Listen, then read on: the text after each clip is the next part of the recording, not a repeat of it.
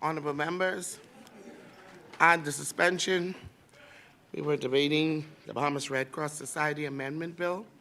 I presume we're now ready? As many?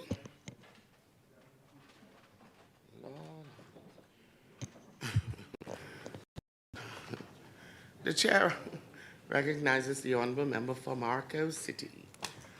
Thank you very much, Madam Speaker.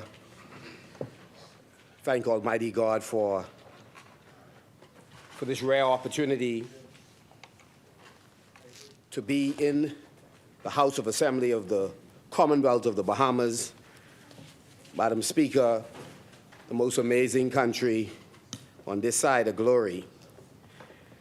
And I wish to thank the people of Marco City for giving me this rare privilege to fight on their behalf, to raise the concerns that they and their children have, and to take us, Madam Speaker, for our team to help take this country to a place where ownership matters far more than merely employment. Madam Speaker, as we come together today, there are many families that continue to grieve because of the loss of loved ones. And my heart goes out to those families, not just in Marco City, but across this country, who are grieving the loss of loved ones.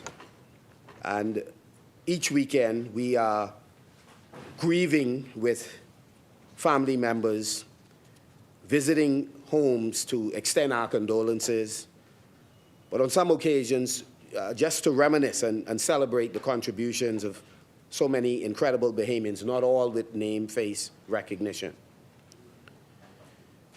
Madam Speaker, I extend condolences to the family of Alexander Hepburn and our dear sister Sylvia Heel and Lena Johnson and Ann Carey, Donald Williams. I had the wonderful experience of sitting with the wife and children of Harold Pierre and to let them know how much we so much appreciated husband and father. Our condolences extended to Arnett Ferguson and Diana Lewis, Andy Forbes Roll, and Rain Ambrister. And we remember today the work and life of Joseph Humes and Joan Cooper. We know that God would undergird their families and fill the void that is left and help them through the power of the Holy Spirit to heal. Madam Speaker, I had the most unpleasant assignment of working with several families in the Marco City constituency and others who are having challenges managing some basic payments they would not approach us about in the past, were it not for the fact that they are unable to have multiple days of work at the Grand Lucayan. And right now, those whose payments were settled a couple weeks ago, if you're working security, for example, already the government is behind by 2 weeks. Once again, after, again, weeks and weeks where there was work. The water, we understand, is still off, and the government is not paying, has not paid since June NIB contributions. Madam Speaker, what is amazing about this is it's the same administration that has challenges enforcing the law as it relates to some persons who are on the list that they have of folks who have been delinquent for years with NIB payments. And they have particular reasons why, in some cases, they wish not to enforce the collection on that list, Madam Speaker. But a day of reckoning will come. Madam Speaker, there are two members of Parliament who have presided over NIB, and in both cases, Madam Speaker, I heard a candid assessment of the challenges that NIB face and a projection on what they would do. And Madam Speaker, certainly I believe that they were committed to it, and we supported, Madam Speaker, the signal that they had studied the actuary report carefully and definitive steps would be taken. And Madam Speaker, we were not at odds on the need for some steps to be taken to make sure NIB would survive, remain solvent, and meet the needs of our people. But alas, in both cases, both in the case of the member for Pinewood, who instinctively, Madam Speaker, I believe he's been, Madam Speaker, trustworthy in the communications that I've had, the member for East Grand Bahama, I've had with him on matters related to constituents in Grand Bahama, and we believed, Madam Speaker, I believed on this occasion, the member for Fort Charlotte, we're not talking about BPL, so in this case, we believed him on NIB. But in both cases, the Prime Minister contradicted them and indicated that he was going in a different direction as it related, Madam Speaker, as it related to the future of NIB. And alas, we're now hearing the Grand Lucayan workers, Madam Speaker, seem not able to be provided with benefits they're entitled to, in part because, Madam Speaker, the government has not paid since June of last year. The Grand Lucayan workers and the Bahamian people need clarity on the hotel. Was it sold for $120 million, as was declared at the PLP rally called Heads of Agreement signing? The Deputy Prime Minister was elated, exuberant, apoplectic, Madam Speaker, as he talked about this $120 million. Sorry, apoplectic was his word he used, but I try not to get into these large, unfamiliar words. Madam Speaker, while there are at least 2 meats being served in the House of Assembly, Madam Speaker, at least 2 in the lunchroom, workers at Grand Lucayan can't get a day's work and are struggling to find meat to put on their plate, Madam Speaker. That's the reality of this administration presiding over the hotel. The final thing I'd say on this, before I speak on the bill, Madam Speaker, the final thing I would say, Madam Speaker, the final thing I would say on this is Dorian occurred in 2019, the end of 2019. And the hotel was severely damaged. Sometime thereafter, we again had full carriage, Madam Speaker, of that hotel.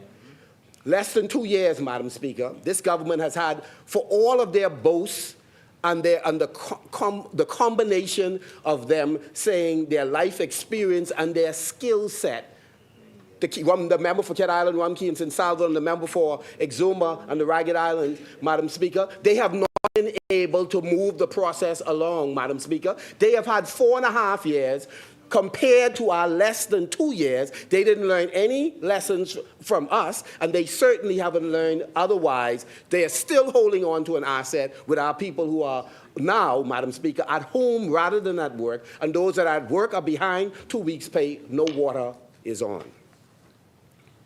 But, Madam Speaker, let me turn my attention to the debate at hand. The Bahamas Red Cross Society Amendment Bill 2025, and we wish to applaud all of the persons who have worked for decades at the Bahamas Red Cross. I do remember, Madam Speaker, as a child, spending time in their offices. Of course, the legendary Mrs. Tynes, but let me just speak briefly. There's so many of them to mention, but let me mention my aunt, Dorothy Hepburn King, who worked with the Red Cross for so many years. In fact, her children continued in her tradition, so my cousin, Orson King, continues to work very closely with them. We are appreciative of the full team and the work that they continue to do on behalf of the Bahamian people, like their counterparts in other countries, Madam Speaker. Let me speak plain. The Free National Movement supports the Bahamas Red Cross Society Amendment.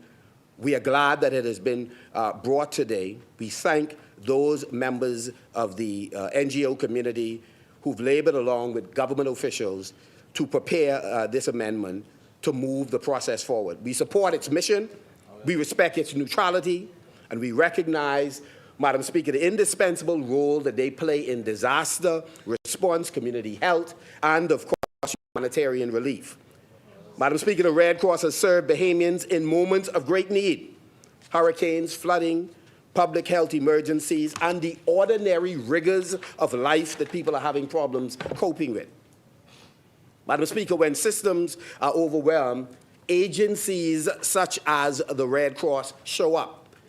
When Bahamians are in need of clothing, direct assistance, or even economic assistance, the Red Cross and other non-governmental agencies and private citizens have always stepped up to the plate. It is an institution, like the others, that are rooted in compassion, humanity, and service. This proposed amendment, Madam Speaker, as you're aware, seeks to strengthen the mission by extending to the Red Cross and its affiliates the legal immunities and privileges granted under the International Organizations Act. Madam Speaker, whenever the government brings anything that can assist the country in moving forward, we stand in solidarity on those matters. And Madam Speaker, we recognize our role also to critique anything that is brought and then to propose alternatives, which we have done consistently. Madam Speaker, this amendment includes certain protections from legal process for acts performed in their official capacity and exemptions that would allow them to carry out their humanitarian work, not just effectively, but cost-effectively.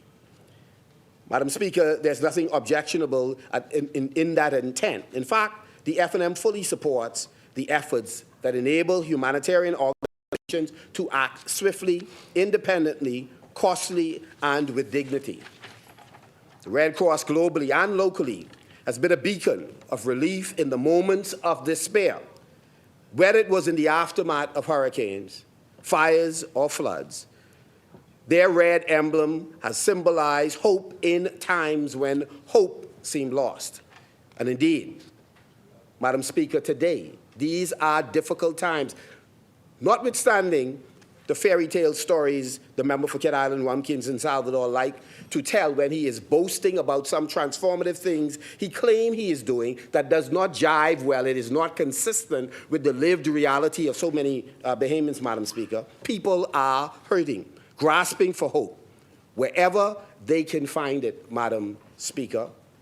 So many persons, Madam Speaker, are struggling to keep a roof over their head and may move 2 or 3 times during the course of a year. Some move, Madam Speaker, regrettably, every day, because they live in their car. Some people, Madam Speaker, are struggling to find food assistance when this government is big on boasting about providing food. We want successive governments have provided food, whether it's lunch then or breakfast now. But where do we get off at beating our chest, spending the people's money to provide them with food because the economy has not yet grown so that they can do it for themselves? It's nothing to boast about, Madam Speaker. We should be happy, but express that happiness in humility, and not that we are doing some yeoman's job, Madam Speaker. The yeoman's job is in growing this economy so that every man and woman who is minded to work hard and smart can stand on their own 2 feet and do what they desire in their heart to do, and that is to provide for their children, their grandchildren, Madam Speaker, for their offsprings not yet born. The government would have Bahamians believe that we are experiencing a vibrant economy. Yes, for some, Madam Speaker. Yeah. We don't deny that. For some, it is booming, it's doing well, Madam Speaker, and we always know in every stage in history there is uneven benefits that come from various economies, Madam Speaker. But we know that the vast majority of people are struggling. This is a hustle society right now, Madam Speaker. People are hustling to try and make it, and the government does not seem to have a healthy, humble acknowledgement of this fact, Madam Speaker. And you know what, Madam Speaker, the truth is, the economy is even more vibrant for those persons who receive no competitive bids, and they could be awarded $500 million to $1 billion worth of contracts without worrying about who they have to compete with in order to get those contracts. And in many cases, Madam Speaker, these are contracts of astronomical figures, and the public is unaware of even what the interest rate is when it's a joint arrangement or public-private partnership with this government. Madam Speaker, no matter how many times the facts prove this government wrong, the Davis-Cooper administration clings to the hollow claim that they have steadied our economic ship and they are headed for a surplus, Madam Speaker, a surplus of storytelling, a surplus, Madam Speaker, of a narrow group that they continue to support, Madam Speaker, and that support is not trickling down to the masses of Bahamians. And for the record, once again, Madam Speaker, they did not inherit an economy over the edge of the cliff. It's a favorite story by the Prime Minister. Obviously, that's a record that needs to be corrected because it's stuck on the same tired story. You see, if he could paint the picture that things were almost irreversibly bad, then people begin to pat him on his back even though he's doing not so good, Madam Speaker. And so today, Madam Speaker, as we support the Red Cross, we also salute all of those agencies that have shown up in times of catastrophic events, who have shown up after Dorian, who have shown up in the midst of COVID, Madam Speaker. We recognize their work, we recognize their sacrifice. And so, despite the rhetoric of prosperity, more and more Bahamians are falling through the cracks, and all of us have a shared responsibility to help them. That's why, Madam Speaker, my administration will be committed to working diligently every day over the Hill to change the conditions of our people, Madam Speaker. In the midst of inflation that's rising, there are still far too many who, as simple as it is and unbelievable as it sounds, have outside toilets over the Hill in communities that have often supported all of us, but particularly supported the Progressive Liberal Party, Madam Speaker. And people seem rather, in fact, this government seems rather content, Madam Speaker, to beat their chest while people are still living, Madam Speaker, in substandard housing conditions where people are forced to use a bucket while some have 3, 4, and 5 bathrooms in their homes, Madam Speaker. We could and must, as a people, do better. The cost of living, Madam Speaker, remains unbearably high. People are struggling to afford groceries, keep the lights on, pay the rent, in fact, turn on the water, Madam Speaker. And despite the best efforts, Madam Speaker, of those in social services, Madam Speaker, we are still, Madam Speaker, challenged in terms of social assistance, Madam Speaker. Madam Speaker, under our present system, Madam Speaker, where the Prime Minister says there's tremendous prosperity, the question is, does he believe that we could and should do more? And if he does, what is hindering him, Madam Speaker, for doing more, Madam Speaker? And instead of real relief, all or most, Madam Speaker, of the persons over the Hill, they are related to, live next to, or they themselves, Madam Speaker, are feeling the pinch. Prime Minister told an untruth, Madam Speaker, when he said, oh, there was no load shedding. In fact, that the lights weren't going off during the summer. I mean, like, really, you try, if you're going to tell, Madam Speaker, an unrealistic story, at least make sure it's something that is not easily verifiable. So if you were in darkness, whether it's in the east or the west or in the central New Providence, and you hear this, you'd be like, you know, is he having one of those moments, Madam Speaker, or is this intentional? Did he not proofread what he was about to say, Madam Speaker? Because the lights have been off on multiple occasions, Madam Speaker. And in the Family Islands, you just asked the member for Michael. Just asked the members for Andres. The power has been off. So we're not there yet, Madam Speaker. They're saying we're going to get there, but at least let's acknowledge we're not there yet, Madam Speaker. So yes, there is a growing need for the Red Cross and private sector partners because the government cannot meet the needs of a growing number of vulnerable Bahamians. No government has ever been able to, Madam Speaker. That's the beauty of having partners who can work with us. Indeed, Madam Speaker, we have seen cases where over a 7-month period, according to the Chamber of Commerce, you saw a surge in unemployment, Madam Speaker, and while recently there's been a movement from about 10.8 down to about 9.3 or thereabouts, Madam Speaker, the reality is there are still far too many Bahamians who are not only unemployed, but even in the employment numbers, they are underemployed, Madam Speaker, and still not earning a livable wages, Madam Speaker. And so we ask on this side, why are so many contractors still waiting to be paid if the economy is doing so well? Why are vendors demanding cash up front from government? They don't trust that credit. Credit don't go well with this government, Madam Speaker. Why is this administration unable to sustain basic utility services in the Family Islands or adequately stock our hospital and clinics nationwide, Madam Speaker? Madam Speaker, this is not to make the point that the PLP has a monopoly on failing to address some basic situations. That's not the point. The point is, despite the fact that we could see it, and many people are experiencing it, they still attempt to tell you a different story. That's what's bothersome, Madam Speaker. That they're telling you, that the water that's hitting you. But, Madam Speaker, I'll move on. Madam Speaker, all of these, Madam Speaker, form the backdrop of this debate today. The statistical and lived reality of how difficult things are in the Bahamas today. Our people are experiencing one thing. The Prime Minister blamed it on their choices.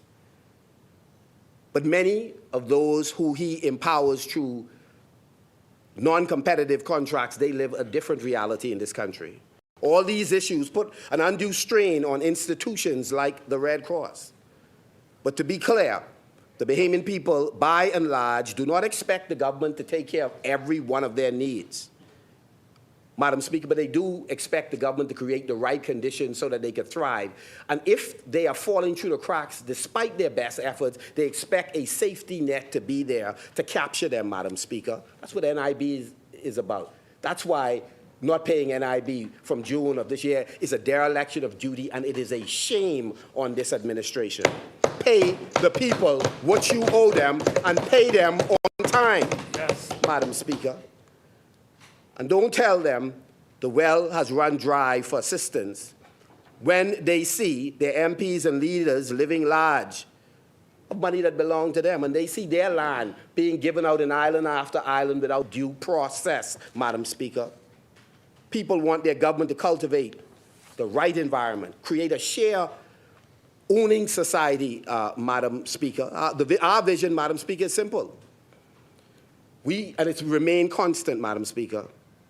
We want fewer Bahamians to have to rely on government for their sustenance. We believe that we should create the right environment, that we are facilitators that move impediments out of the way of people who are in entrepreneurship, that we make it easier for people to live, that we don't burden businesses with layers and layers of bureaucracy, and we do not go in their businesses with arms like we are a Gestapo of any kind, Madam Speaker. That we don't ask them to pay this year's license fees and then estimate what it's going to be next year. That nonsense will stop. That there shouldn't be mandatory audits for audit reports for every single business, Madam Speaker. And that's why we propose to make it easier for corporate Bahamas, Madam Speaker, so that it can be a blessing to others who they employ and young emerging entrepreneurs so that they could stand on their own 2 feet, Madam Speaker. Madam Speaker, we believe that NGOs should be able to benefit from contributions from the private sector, and that private sector that's supporting NGOs can have some tax breaks in order for them to be more helpful, Madam Speaker, to the NGO community that's providing a safety net for our people, Madam Speaker. Madam Speaker, let me just hurry along and close with this note, Madam Speaker. For all of the government's conversation about the Red Cross today, this Prime Minister, the member for Cat Island, Wamki, and San Salvador, came to this House, Madam Speaker, and I brought a stack of articles that we could link, including the Auditor General's report. And he savaged the reputation. Those who he referred to in such specificity that we knew who they were, those that he picked up and put in police cars, and who the police picked up on instruction, Madam Speaker, to parade to different police stations, Madam Speaker. Those who remained unnamed but are an extension of this NGO ecosystem. He savaged them in this House, Madam Speaker, notwithstanding the fact that they were there to help feed Bahamians, but clothes on their back, to help with housing insecurity, Madam Speaker. That's what the member for Kent Island, Rumkey, and San Salvador did in this House, covered, aided, and abetted by the immunity that he has in this place, Madam Speaker. So to now turn around and talk about the good work that these agencies are doing, Madam Speaker, is nothing short of hypocritical, Madam Speaker, and then refuse to apologize when there is compelling evidence that what he said, Madam Speaker, was not accurate, Madam Speaker. He has no less than the Auditor General's report that refuted his characterization of an entire administration, but more narrowly, refuted his characterization of a group of persons who have selflessly contributed to the sustenance of our people at the most difficult time, Madam Speaker. They've been there in Dorian and hurricanes before. They've been there in COVID, Madam Speaker. They are there today, even in the aftermath of the hurricane of bad press and a litany of questions that have been put to them in private circles as a result of what the CEO of our country did to them, Madam Speaker. And he is too arrogant to apologize, Madam Speaker. And so, as we support this Red Cross amendment, we also say the shame on this administration for not having the courage to stand up. Shame on every member who remains silent, though they know men and women who work in the NGO sector, who even with their own struggles have gone out to touch the lives of others, Madam Speaker. They should stand up. They should speak out. You don't want to contradict him directly. Highlight persons in various organizations who you know have and are and will do good for this country, but who were, unfortunately, savage by mean-spirited remarks, motivated by a political agenda that, by the grace of God, come election, will fail in the end, Madam Speaker. Marco City rests.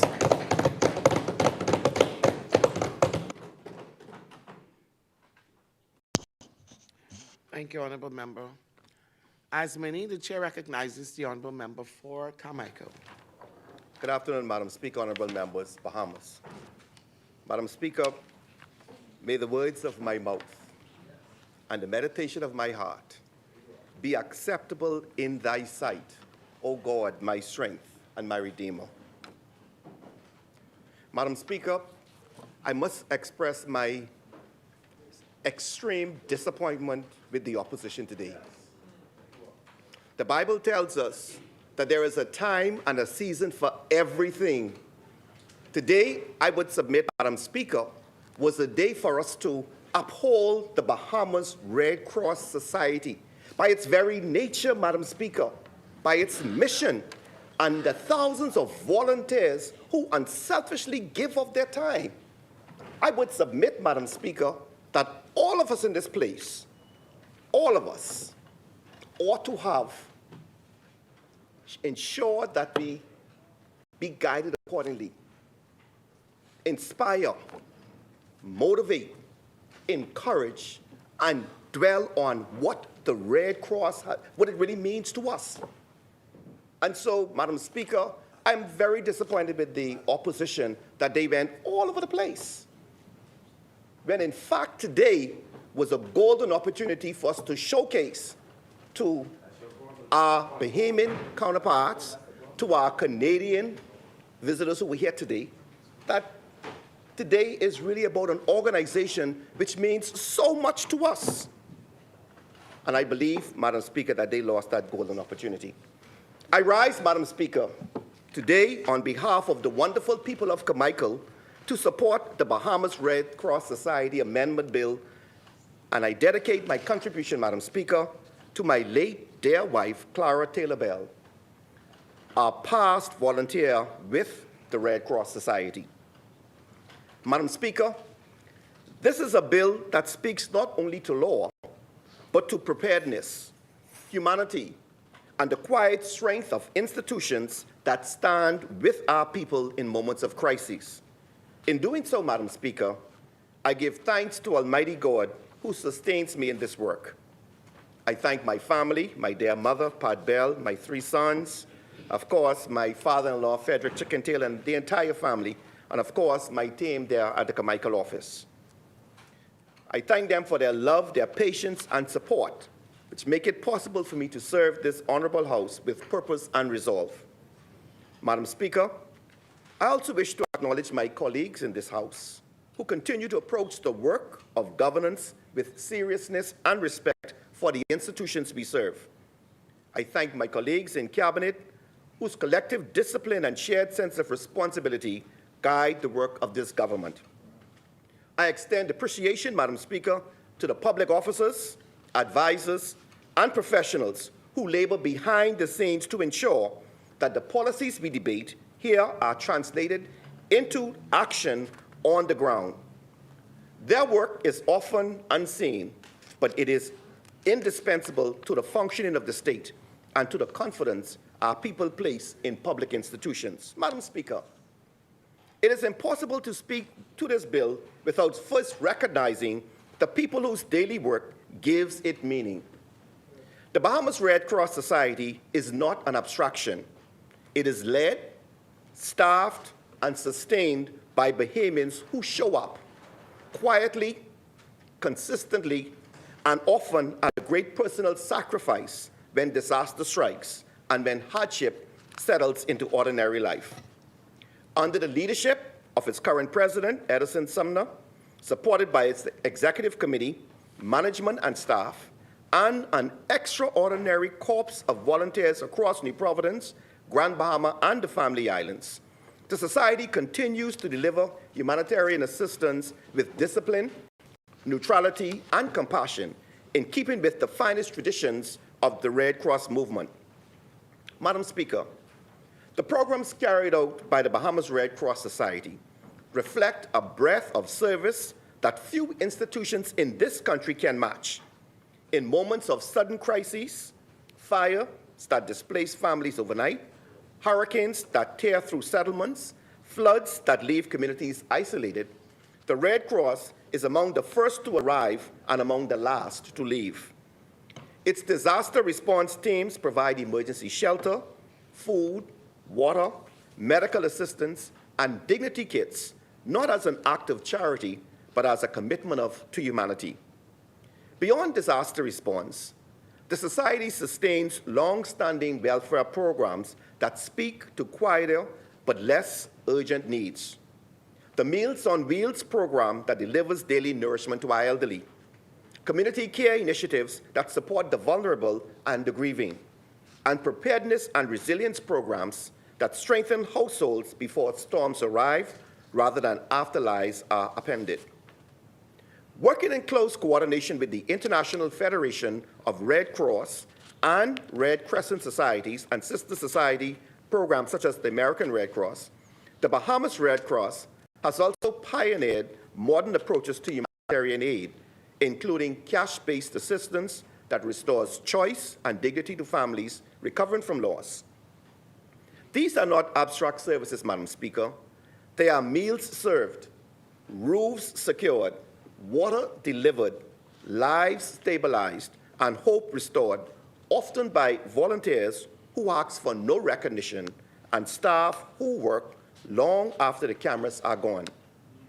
This bill, therefore, Madam Speaker, is about ensuring that the law stands firmly behind these men and women so that nothing, no uncertainty, no technical barrier, no outdated framework impedes the work they already do so faithfully for the Bahamian people.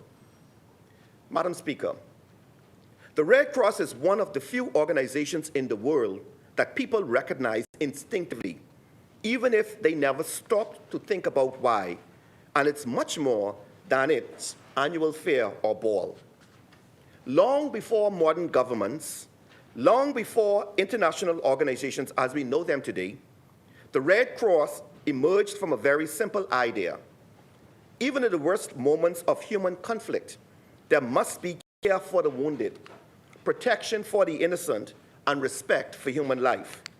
Around the world, in times of war and crises, the Red Cross became known as the one organization that did not take sides, did not choose winners or losers, but showed up to help human beings simply because they were in need. That reputation was not declared. It was earned over time through service, sacrifice, and trust. Madam Speaker, while the Bahamas has not experienced war in the way many countries have, we have known crises, disaster, and hardship of our own. The Red Cross first came to the Bahamas in 1939 during the Second World War when it operated as part of the British Red Cross. In those early years, its work focused on supporting those affected by the global conflict and later shifted to meeting local needs here at home. After the war, as our country faced challenges with health, poverty, and access to care, the Red Cross stepped in where help was needed. It provided nursing services, supported children and families, and helped care for the sick and the vulnerable at a time when public services were still developing. Madam Speaker, over time, the work of the Red Cross became woven into the life of our country. For decades, it operated as a branch of the British Red Cross, guided by international standards but rooted in local service.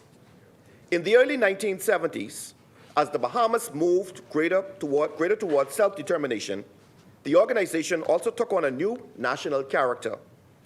In 1975, this Parliament passed the law that formally established the Bahamas Red Cross Society as our National Red Cross Society.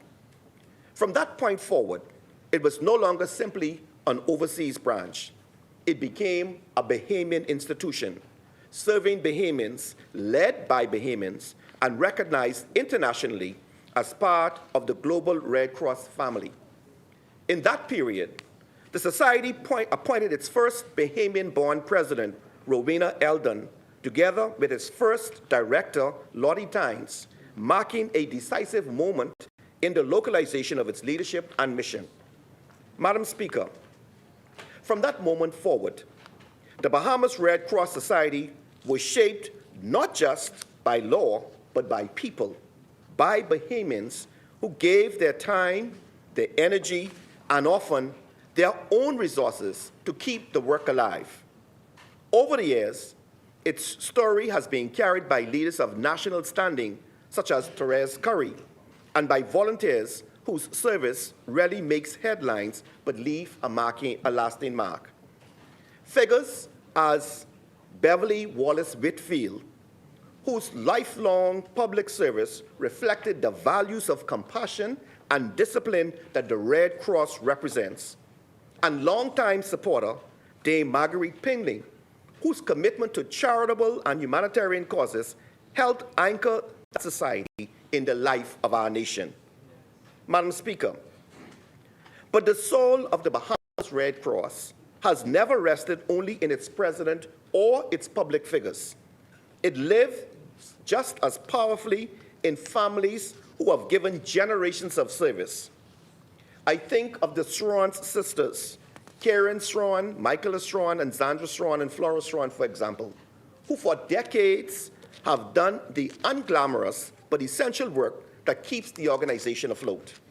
Year after year, generation after generation, they have sold thousands and thousands of comforters at the annual Red Cross Fair, raised funds plate by plate and order by order, and reminded us that humanitarian work is sustained as much by sacrifice and persistence as by policy.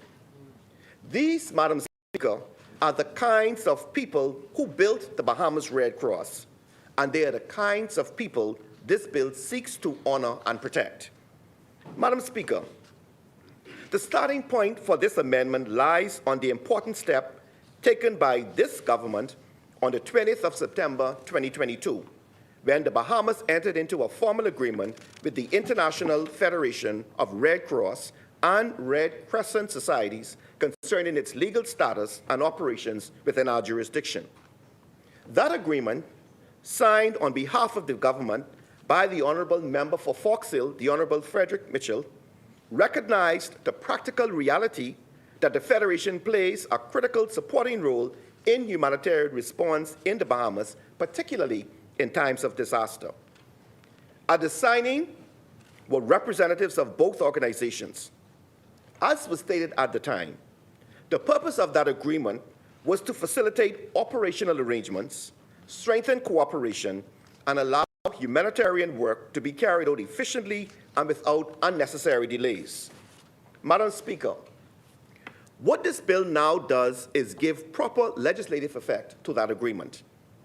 While the agreement establishes the framework at the executive level, it is both prudent and necessary for this Parliament to reflect that framework in statute. This amendment, therefore, updates the Bahamas Red Cross Society Act to formally recognize the role of the International Federation and to provide in law the immunities and privileges required for humanitarian operations to function smoothly. And in doing so, Madam Speaker, Parliament is not creating something new, but completing the process that was agreed in 2022 and ensuring that our domestic aligns with our international commitments and operational realities. Madam Speaker, whenever the words immunities and privileges appear in legislation, it is natural that some persons may pause and ask questions. That caution is understandable. But it is important to be clear about what these provisions are, and just as importantly, what they are not. These immunities are not personal rewards. They are not shields for misconduct. They are practical legal protections that exist solely to allow humanitarian organizations to carry out their work quickly, independently, and without interference, particularly in times of national emergency. Madam Speaker, the work of the Red Cross and the International Federation often require rapid movement of personnel, equipment, supplies, and funds across borders and within disaster zones. In those moments, delays caused by legal uncertainty, taxation issues, or procedural barriers can cause lives. These immunities provided under this bill are consistent with international practice and are already recognized under the International Organization Immunities and Privileges Act. They ensure that humanitarian actors can focus on relief, recovery, and care rather than on navigating obstacles that have nothing to do with accountability or the rule of law. Madam Speaker, it is also critical to understand that these immunities exist alongside responsibility. The Bahamas Red Cross Society remains subject to Bahamian law, to its own governance structures, and to international standards of conduct. The International Federation operates under clear agreements with the government and in coordination with national authorities. Nothing in this bill removes oversight, weakens sovereignty, or places any individual above the law. What it does, Madam Speaker, is protect humanitarian space, preserve neutrality, and ensure that help reaches people when they need it most. Madam Speaker, in a small island state that faces hurricanes, floodings, fires, and other emergencies with very increasing frequency, preparedness is not optional anymore. Updating the law to reflect how humanitarian response actually works in practice is a mark of responsible governance. This bill ensures that when the next crisis comes, and it will come, the focus will be on saving lives and supporting communities, not on technical barriers that Parliament could have addressed well in advance. Madam Speaker, this bill fits squarely within this government's wider approach to governance, to plan ahead, to prepare properly, and to put sound frameworks in place before they are tested by crises. We do not wait for disaster to expose the gaps in the law.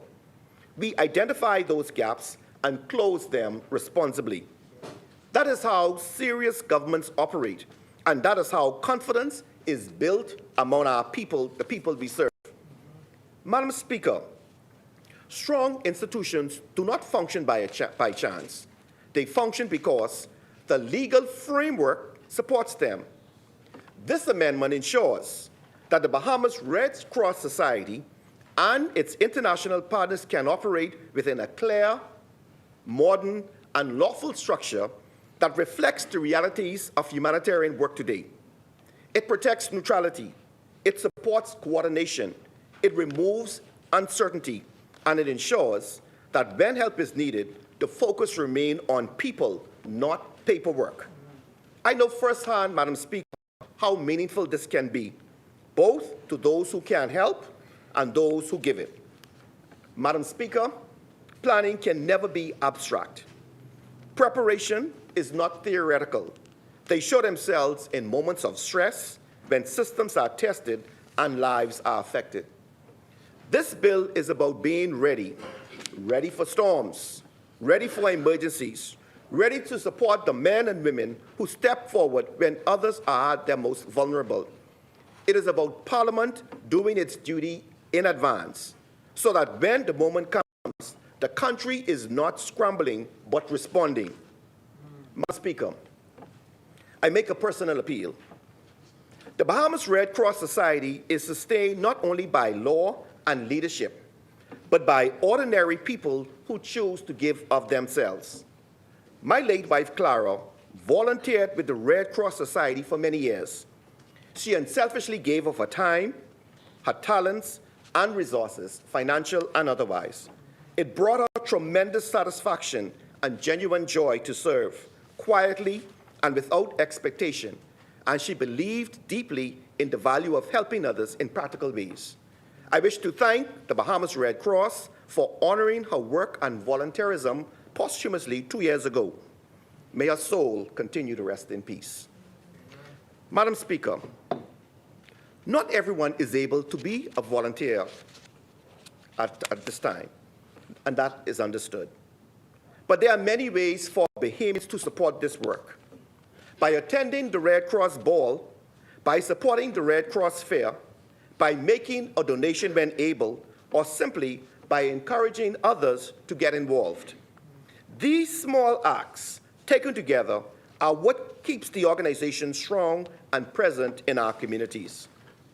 I encourage Bahamians wherever they are and in whatever way they can to support the Bahamas Red Cross Society and the work it continues to do for our people.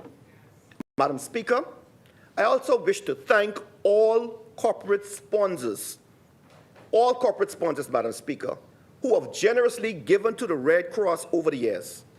I humbly invite other corporate sponsors to follow suit and donate to the Red Cross, for it is in giving that you receive. Madam Speaker, I also note that the 2026 Bahamas Red Cross Ball will be held on Saturday, the 31st of January, 2026, at the Atlantis Ballroom. It is an elegant evening, but more importantly, it directly supports the humanitarian work of the society, and I encourage all those who are able to attend and lend their support.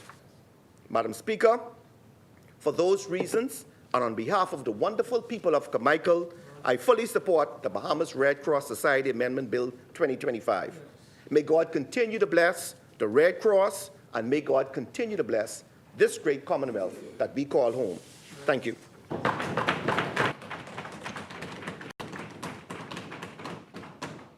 Thank you, Honourable Member Asmani.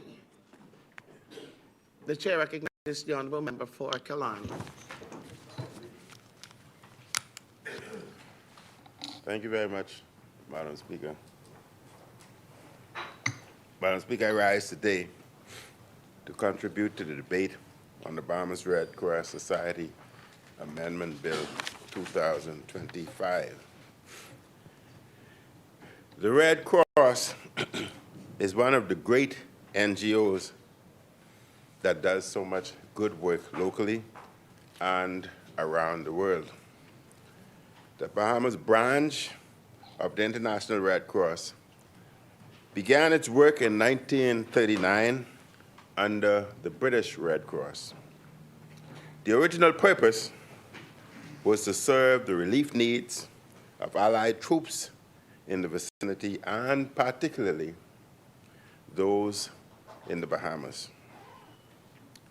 In 1945, as World War II ended, priorities shifted from treating wounded soldiers and sailors to treating and controlling diseases and malnutrition. On June 23, 1975, an act to establish and incorporate the Bahamas Red Cross Society was passed in Parliament when the branch became a national society. Application was then made to the International Committee of Red Cross in March 1976 for formal recognition. After the visit of several delegates from Geneva, the society was formally recognized on December 16, 1976, and became the 103rd member of the International Red Cross. On May the 4th, 1977, the Bahamas Red Cross Society was admitted to membership in the League of Red Cross and Red Crescent. This bill, Madam Speaker, seeks to amend the Bahamas Red Cross Society Act to provide immunities and privileges for the Bahamas Red Cross Society and the International Federation of Red Cross and Red Crescent Societies. Clause 3 of this bill provides that the Federation shall be accorded the immunities and privileges set out in the agreement between the International Federation of Red Cross and Red Crescent Societies and the Commonwealth of the Bahamas, signed on the 20th of September 2022. In addition, the Society shall enjoy the immunities and privileges conferred on an organization under the International Organizations, Immunities, and Privileges Act. I support this legislation, as Red Cross is a great humanitarian organization. It deserves our special consideration. I encourage Bahamians to do all they can to assist the Red Cross. If you have the resources, donate. Do not be cheap, donate. If you have the time, please volunteer. The Red Cross has played a pivotal role. Madam Speaker, stop them from giving jokes. I'm trying to struggle through this. The Red Cross has played a pivotal role in the recovery efforts for many hurricanes, including Hurricane Dorian. I thank the organization for all it did during those difficult times. Madam Speaker, there is a topical matter related to NGOs, of which the Red Cross is, and relief efforts that has captured public interest and news headlines in recent weeks, which I must also address. The COVID-19 pandemic was one of the worst periods of our country. At the worst of the crisis, tourism came to a halt. Much worse than in the 2008 Great Recession. The Bahamian economy quickly collapsed. We experienced dramatic loss in GDP, tourism numbers, government revenues, and savings. We suffered increased unemployment, greater personal and business debt, and food insecurity for tens of thousands of Bahamians. Recall that we were still dealing with the effects of Hurricane Dorian and Irma when the pandemic hit. The two worst crises in our history happened back to back, Dorian and the pandemic. Because we are a far-flung archipelago, our challenges in responding to both Dorian and COVID-19 at the same time were made even greater. This was especially so because many of our more rural areas in our family islands have limited healthcare facilities, medical supplies, and personnel. My government at that time launched the largest food program in Bahamian history as a result of the effects of the pandemic.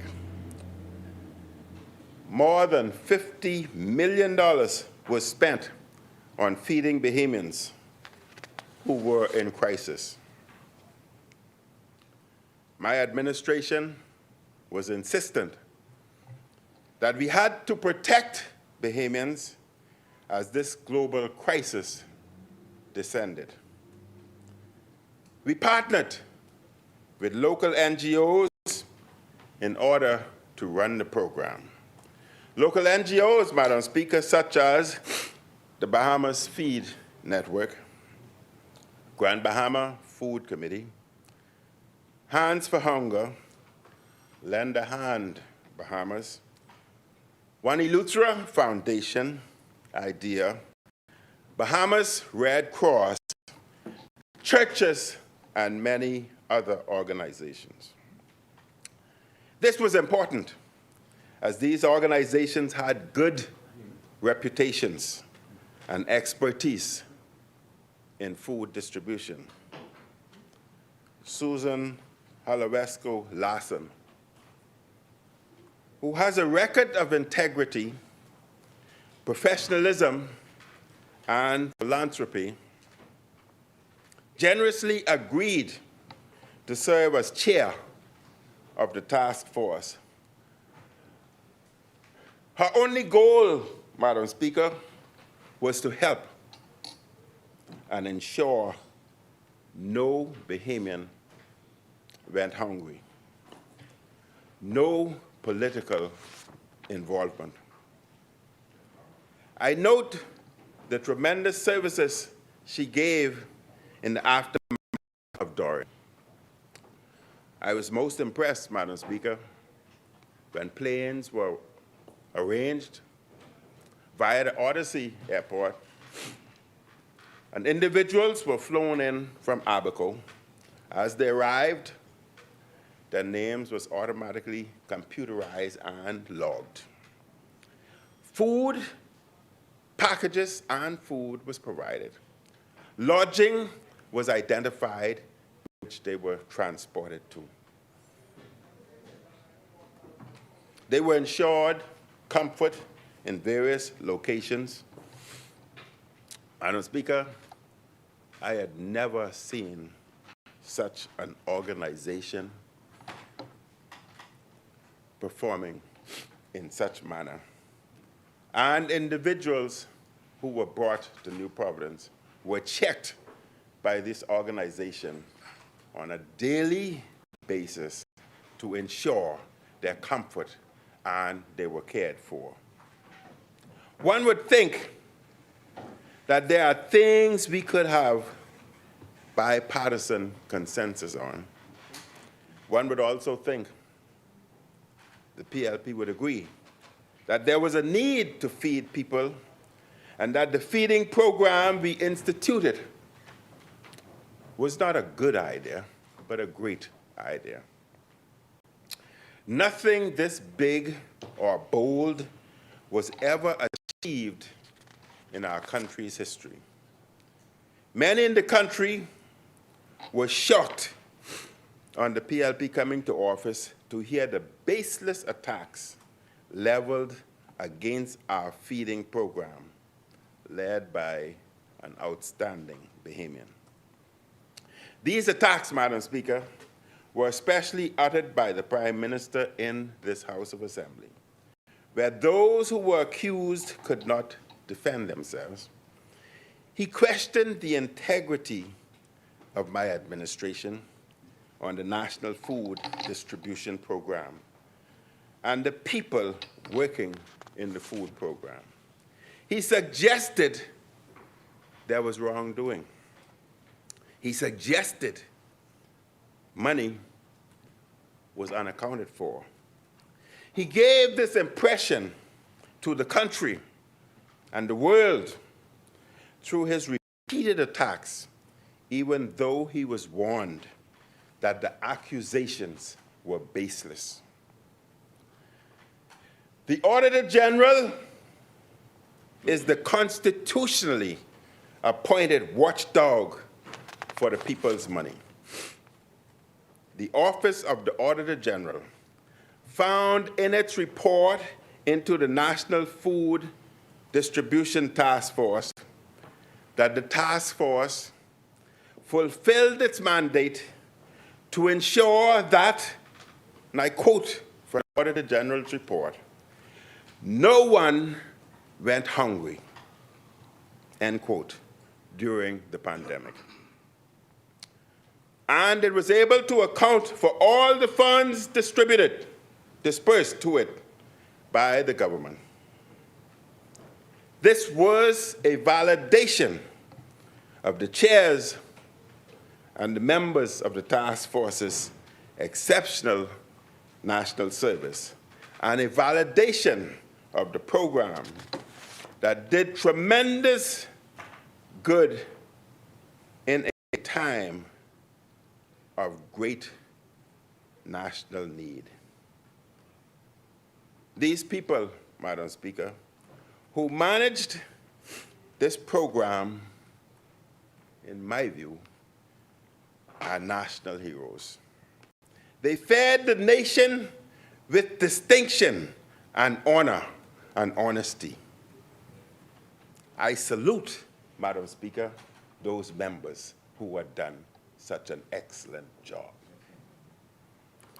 Those members: Susan Larson, Bahamas Feeding Network, Grand Bahama Food Committee, Hands for Hunger, Lend a Hand Bahamas, IDEA, the Bahamas Red Cross, the many churches and other Bahamians who assisted.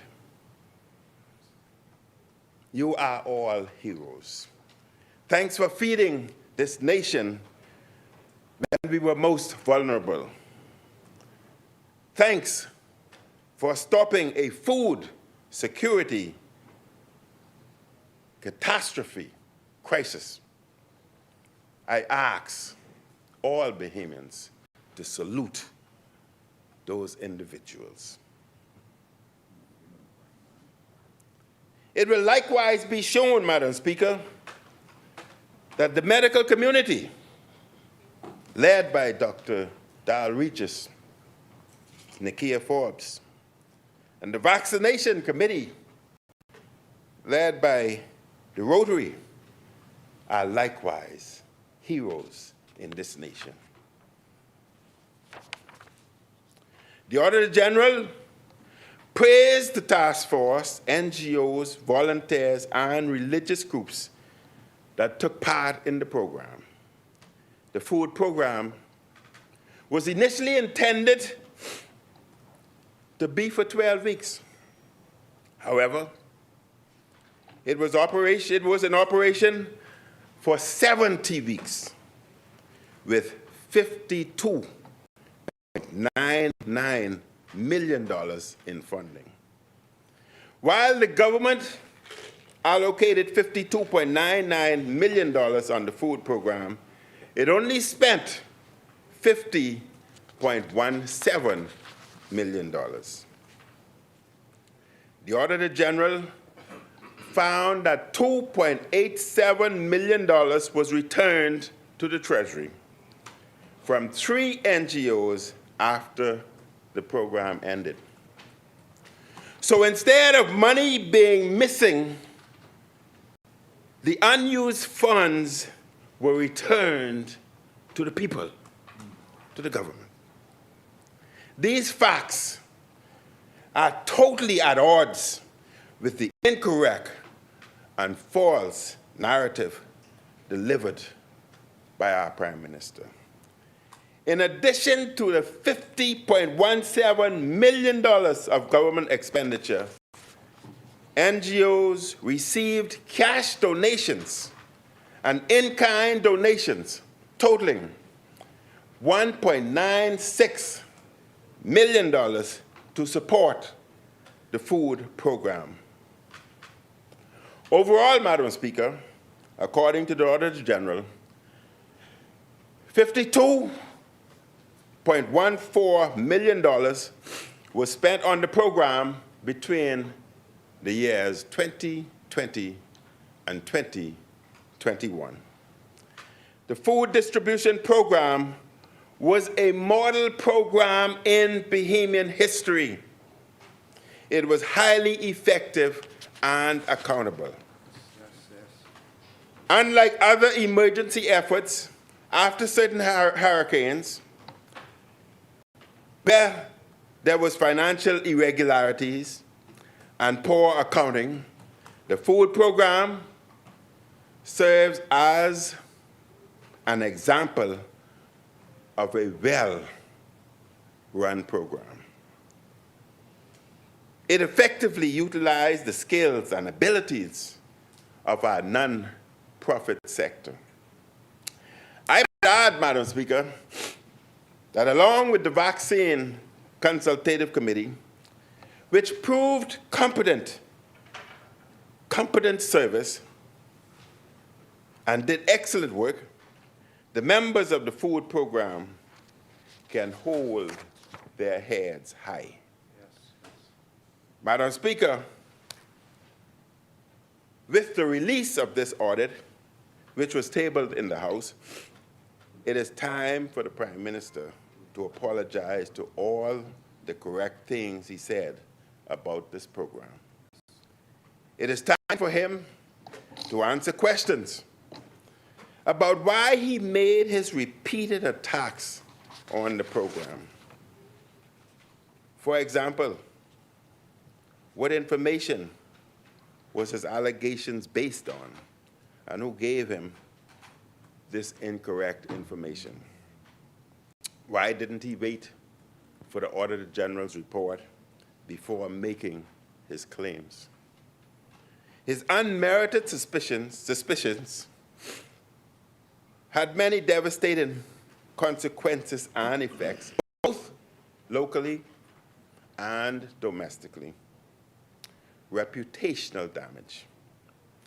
Susan Holoresco-Larson was arrested as a result of the investigation. I was questioned by the police. I was not arrested, nor was I placed in handcuffs or placed in a cell like others. But as a former Prime Minister, instead, the police offered to question me either at my home or at CID. I chose to be interrogated at my home in the presence of my lawyer, as opposed to at CID, where I could have been marched in front of everybody. God knows whether they may have put a cuff on me. Madam Speaker, they may call me many things, but never a thief. I say that again. You may call me many things, But I, Hubert Alexander Minnis, Rosalie North child, never a thief.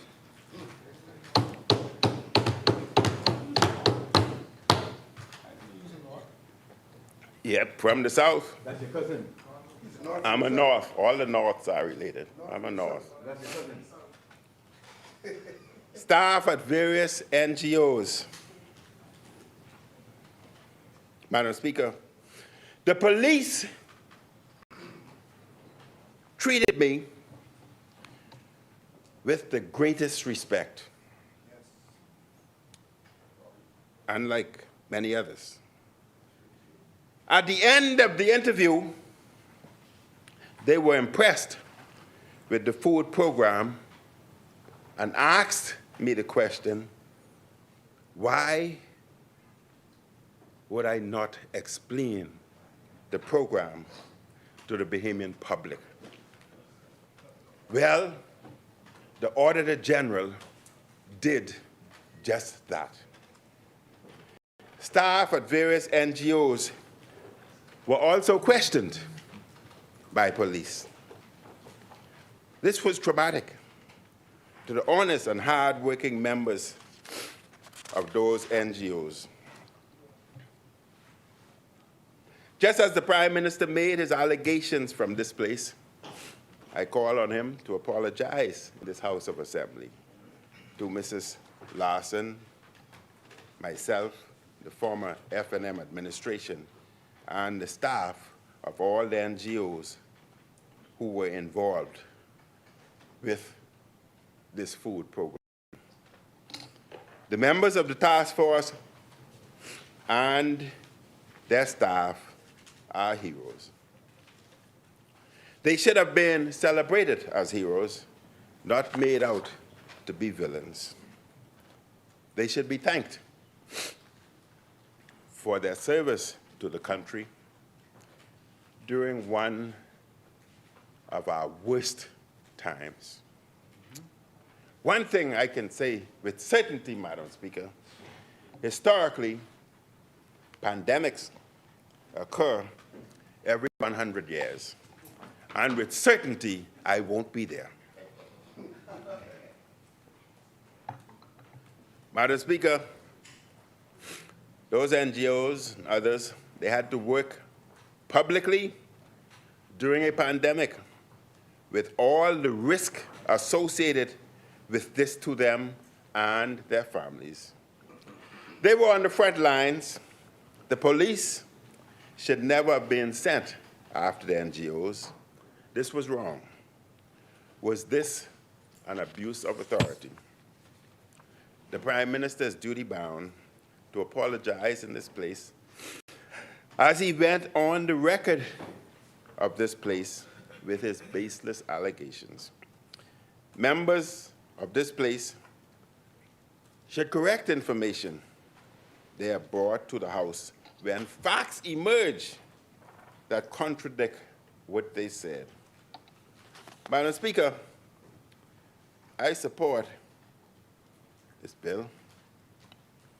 And according to the Auditor General, I quote, "The task force did their job. No one went hungry. The task force avoided a food security catastrophe," end quote. Those are the words of our constitutionally protected Auditor General. Madam Speaker, we must support the Red Cross and its noble efforts to assist those in need. And before I close, Madam Speaker, I want to thank the members in the great constituency of Kalani in the West, those members especially who had supported me, but who will now be removed from my constituency. I want to personally thank them for their support.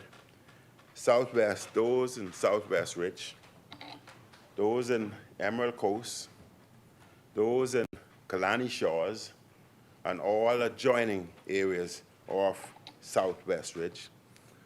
I want to thank the members, the residents of Jacaranda,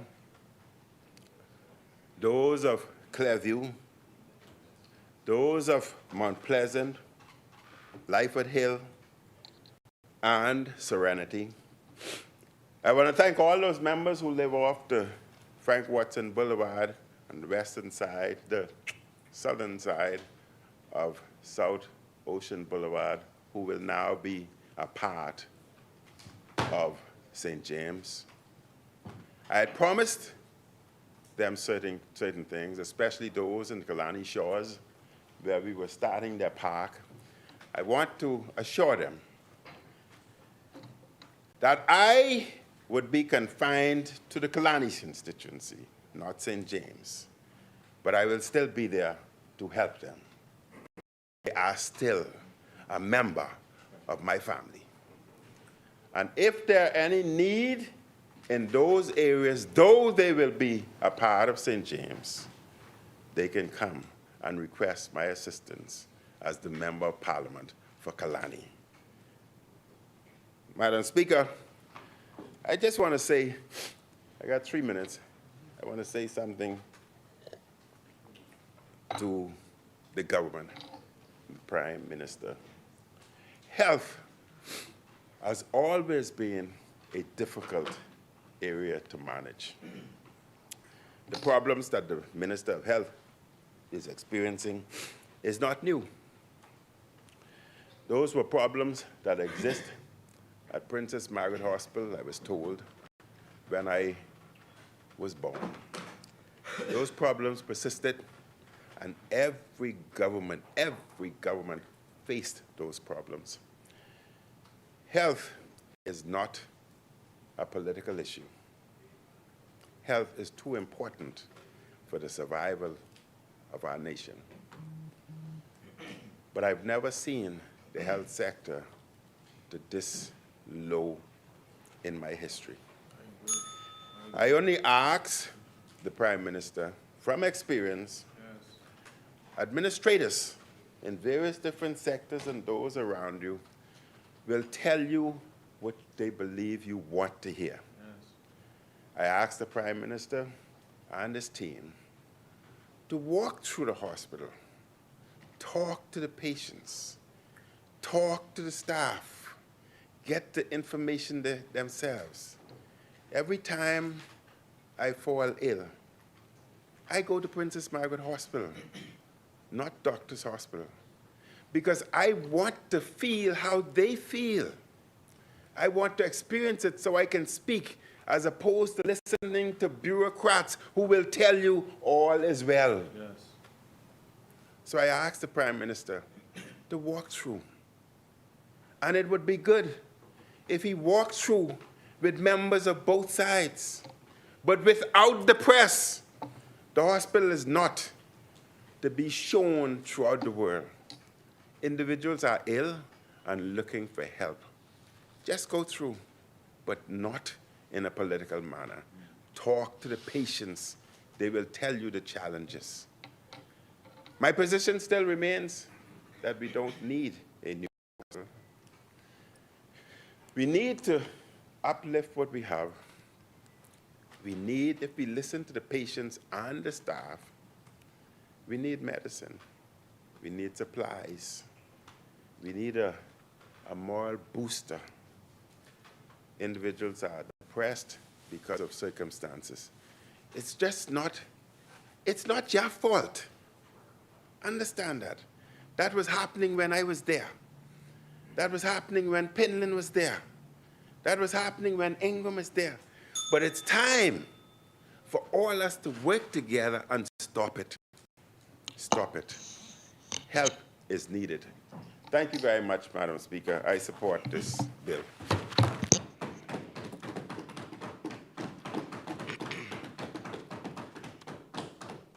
Thank you, Honourable Member Asmini. The Chair recognizes the Honourable Member for South and Central Andros. Yes, thank you, Madam Speaker. Madam Speaker, I just want to say how grateful I am for 9 wonderful years to be married to my wife, Tamara Lundy. I'm grateful that she spent 9. Your mic ain't up. She can't hear you. Hold on. Repeat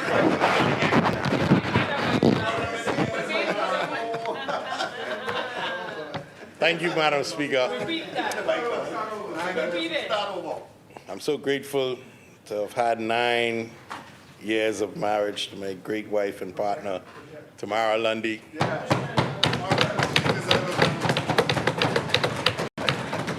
And also, I'm proud that she had 9 of her best years being married to me, Madam Speaker. It's an honor for her. Madam Speaker, I rise in this honorable House this afternoon, grounded in gratitude, guided by purpose, and strengthened by the clear progress being made by the government of the Bahamas in improving the quality of life for our people across this archipelago. Also for the privilege, Madam Speaker, of representing the great people of Central, Mangrove Key, and South Andros. It is important, Madam Speaker, to situate the legislation before us, the Bahamas Red Cross Society Amendment Bill, within the broader national context. This bill does not stand alone. It forms part of a wider, deliberate, and people-centered agenda being pursued by this administration. Across this country, we are seeing tangible progress. We are advancing housing opportunities for Bahamians who have waited for too long for a place to call their own. We are distributing Crown land in a more transparent and equitable manner, ensuring that land ownership is not a privilege for a few, but an opportunity for many. We are taking decisive steps to address the cost of living, because no Bahamian should have to choose between dignity and survival. Madam Speaker, we are investing in infrastructure that touches everyday life. As the member with responsibility for water and sewage, I can say without hesitation that improving water supply systems is not abstract policy. It is about public health, it is about resilience, and it is about ensuring that communities are not left vulnerable when system fails or disaster strikes. All of these efforts share a common theme.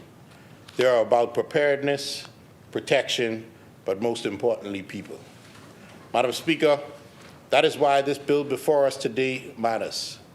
The Bahamas Red Cross Society has long been a trusted partner in national development and humanitarian response.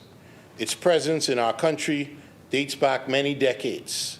It has walked with the Bahamas through hurricanes, fires, flooding, public health crises, and personal tragedies that never made the headlines.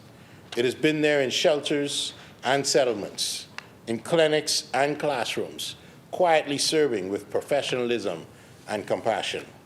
And Madam Speaker, at this time, I'd like to commend President Edison Sumner and his entire team for the great work that they've been doing and helping not only during disasters, but also in the lives of Bahamian people. I'd like to give them some recommendation. This amendment bill, Madam Speaker, seeks to amend the Bahamas Red Cross Society Act, Chapter 389, to provide immunities and privileges for both the Bahamas Red Cross Society and the International Federation of Red Cross and Red Crescent Societies, known as the Federation. At its core, this legislation brings the Bahamas into alignment with internationally recognized legal standards governing the operation of humanitarian organizations and gives domestic legal effect to the agreement signed on the 20th of September 2022 between the Federation and the Commonwealth of the Bahamas. Madam Speaker, in 1983, the organization became the League of Red Cross and Red Crescent Societies, and in 1991, it assumes its current name, the International Federation of Red Cross and Red Crescent Societies. Today, the Federation is the world's largest humanitarian organization, comprising of 191 national Red Cross and Red Crescent societies, a global secretariat based in Geneva with more than 60 delegations strategically located around the world to support humanitarian operations. The Federation's work centers on 4 principal areas. These include the promotion of humanitarian values, disaster response, disaster preparedness, and health and community care. Its greatest strength lies in the breadth and reach of its network, which covers nearly every country in the world and allows rapid mobilization, coordination, and capacity building across borders. Locally, this network enables connection with individual communities while maintaining international standards and operational consistencies. Madam Speaker, for organizations of this scale and responsibility to operate effectively within sovereign jurisdictions, legal clarity matters. Clause 3 of this bill provides that the Federation shall be accorded the immunities and privileges set out in the 2022 agreement between the Federation and the Commonwealth of the Bahamas. In addition, the Bahamas Red Cross Society shall enjoy the immunities and privileges conferred on an organization under the International Organization Immunities and Privileges Act, Chapter 14. These immunities and privileges are not symbolic. They establish a robust legal framework that allows the Federation to function with operational independence, legal certainty, and administrative efficiency in support of its humanitarian mission. Under the agreement, the Bahamas recognizes the Federation as an international entity with full legal personality in its territory. This allows the Federation to enter into contracts, acquire property, establish delegations and subdelegations, and operate with privilege no less favorable than those granted to intergovernmental organizations. This legal foundation is essential for efficient humanitarian operations. Madam Speaker, the privileges and immunities granted are aligned with international law and include immunity from legal process in respect of official functions. In or archives and premises, freedom of movement, exemption from taxes and custom duties, and privileges comparable to those accorded to diplomat agents under the Vienna Convention. Madam Speaker, the agreement further commits the government of the Bahamas to facilitate logistics and communications, including customs exemptions on humanitarian goods and the ability to operate communications equipment without licensing barriers. The Federation is also permitted to hold and transfer funds freely within and outside Bahamian territory, supporting seamless financing and humanitarian operations. Madam Speaker, the Bahamas Red Cross Society itself also benefits from complementary legal protections under the international organizations framework. The Society is recognized as a body corporate with immunity from legal suit and process. Except where such immunity is expressly waived, its official archives and premises enjoy inviolability. It receives exemptions on taxes and custom duties for goods imported for official use, subject to compliance with customs regulations. Goods imported or exported for official purposes are exempt from prohibitions and restrictions. The Society also benefits from reduced electronic communication rates or official communications. Madam Speaker, certain officials and employees of the Society enjoy immunity in respect of their acts performed in their official capacity, and their official documents are protected. These provisions safeguard operational integrity, protect humanitarian neutrality, and ensure continuity of service during sensitive or emergency operations. This framework also positions the Bahamas as a credible and reasonable partner within the international humanitarian community. It signals that our legal environment is stable, predictable, and aligned with global norms, which strengthens cooperation, attracts technical partnerships, and facilitates rapid response when regional or international support is required. When international partners are able to operate effectively within our jurisdiction, national systems become stronger, coordination improves, relief flows faster, training opportunities expand, and technical capacity deepens. Local volunteers benefit from local best practices, standards, and resources. In such islands such as Andros and Abaco, where geography, logistics, and weather vulnerability create unique operational challenges, this legal alignment matters. It ensures that when international support is mobilized, whether technical expertise, material aid, or logistical coordination, there are no unnecessary barriers delaying assistance or complicating deployment. The Bahamas Red Cross Society maintains a strong operational presence nationally, including fully staffed operation centers in Grand Bahama and Abaco, with branches or outlets across multiple family islands, including Exuma, North, South, and Central Andros, North and South Eleuthera, Long Island, San Salvador, Mayaguana, and Inagua. Plans are actively being executed for further branch developments across the country. Madam Speaker, the Society's governance structure further reinforces accountability and stability.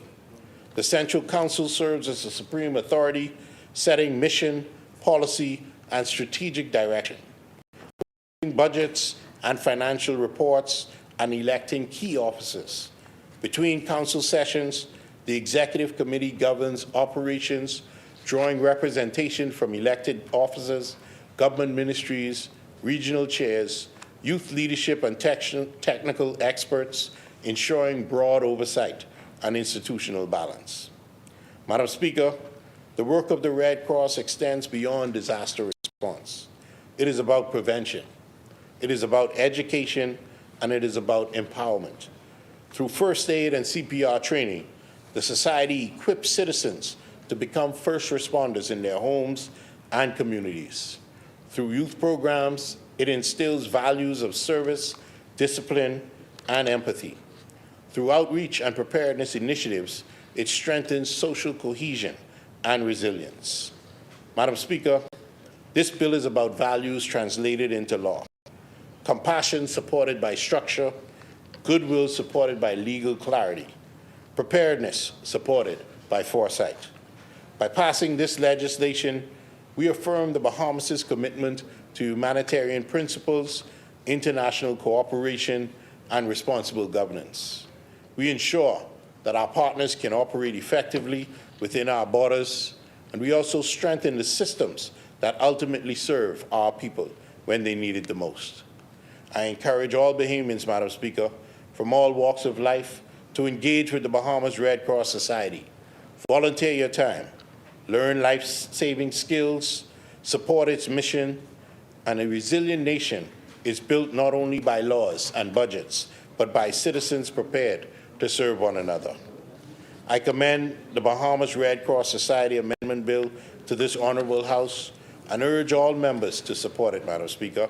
And may God bless the work of the Bahamas Red Cross Society and the International Federation of Red Cross and Red Crescent Societies, and may God continue to bless Central, Mangrove Key, and South Andros, and the entire Commonwealth of the Bahamas. Thank you, Madam Speaker. Thank you, Honourable Member Asmini. The chair recognizes the Honourable Member for Long Island. Thank you, Madam Speaker. Madam Speaker, you know, I am overjoyed, Madam Speaker, to have yet another opportunity to stand in this place, having been elected here on behalf of the great people of Long Island to serve their interests. I hear one of my colleagues saying 2 minutes. I can assure you that this will not be a 2-minute kind of day today. It'll be short, but not 2 minutes. Madam Speaker, I want to begin by extending condolences to some families in my constituency. Firstly, to the family of Ms. Merrill Adderley, who died at 89 from the Miller settlement. To her grandsons, Marcus and Dawn and Ron, and to her children, to the entire family. You know, Ms. Merrill, her family and my family, we often went to church together in Long Island, and I know her grandkids, because they were schoolmates of mine, and then another grandkid of hers is a friend of mine. I went to see her in November, and I didn't know then that that would be my last time seeing her. But Madam Speaker, I want to say Ms. Merrill was a great lunch lady, the best lunch lady ever. I mean, she had some macaroni there. That was to die for. I haven't tasted any macaroni like that yet. And so I want to extend condolences to Ms. Merrill's family. Madam Speaker, I also want to extend condolences to the family of Mr. Robert Isaacs, his mom, Dorothea Isaacs. Everybody calls her Dot. And the entire family, I want to extend condolences on behalf of myself, my family, and the people of Long Island. And lastly, Madam Speaker, I want to extend sympathies to the family of Dr. Darius Anwala. You know, I was so shocked when I heard that Dr. Anwala passed, right? He was a great doctor, provided phenomenal care to my grandfather, caring, down to earth. I remember in 2016 commending him publicly in a column I wrote at the time for the Tribune, and talking about the quality of doctor that he was. And I remember him telling me that, you know, because he went above and beyond. He told me, said he did it because he loved people. I'll never forget that. And then he ended up moving, I think in 2018 or thereabouts, to the States, and informed me of it, and he set up where he got another urologist, another doctor to be with my grandfather, someone who we had confidence in, and that doctor has worked out well as well. But I want to say to his family that there are not enough superlatives to describe him and to say the kind of doctor he was, the kind of person he was. I commend him. You know, he's a great loss to the medical community, and certainly a loss to the Bahamas. And so to his wife, Rashmi, and his mother, Attorney Stephanie Anwala, and to the entire family, I extend my condolences.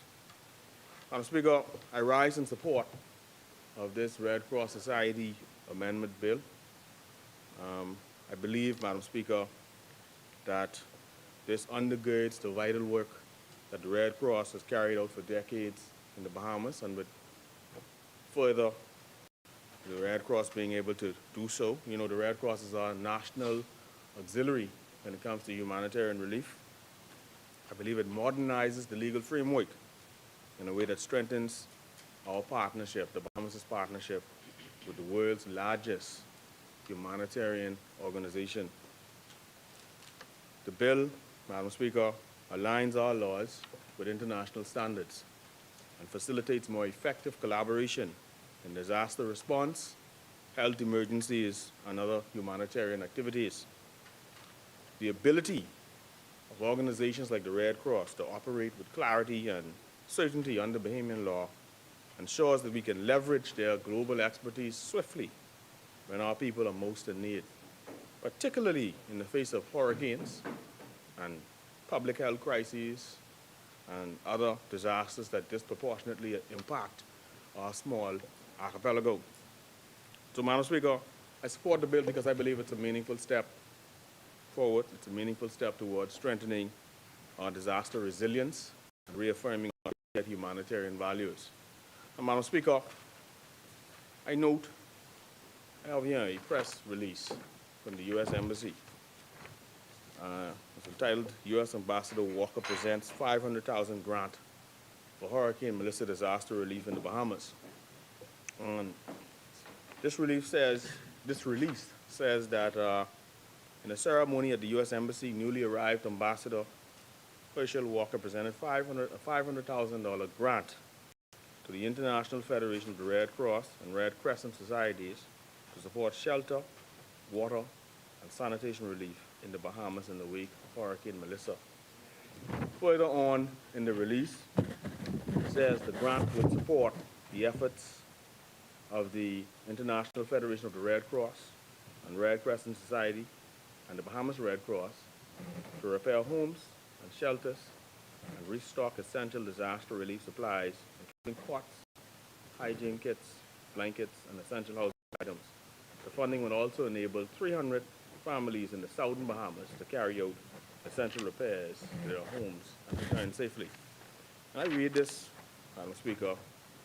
This is December the 11th, 2025.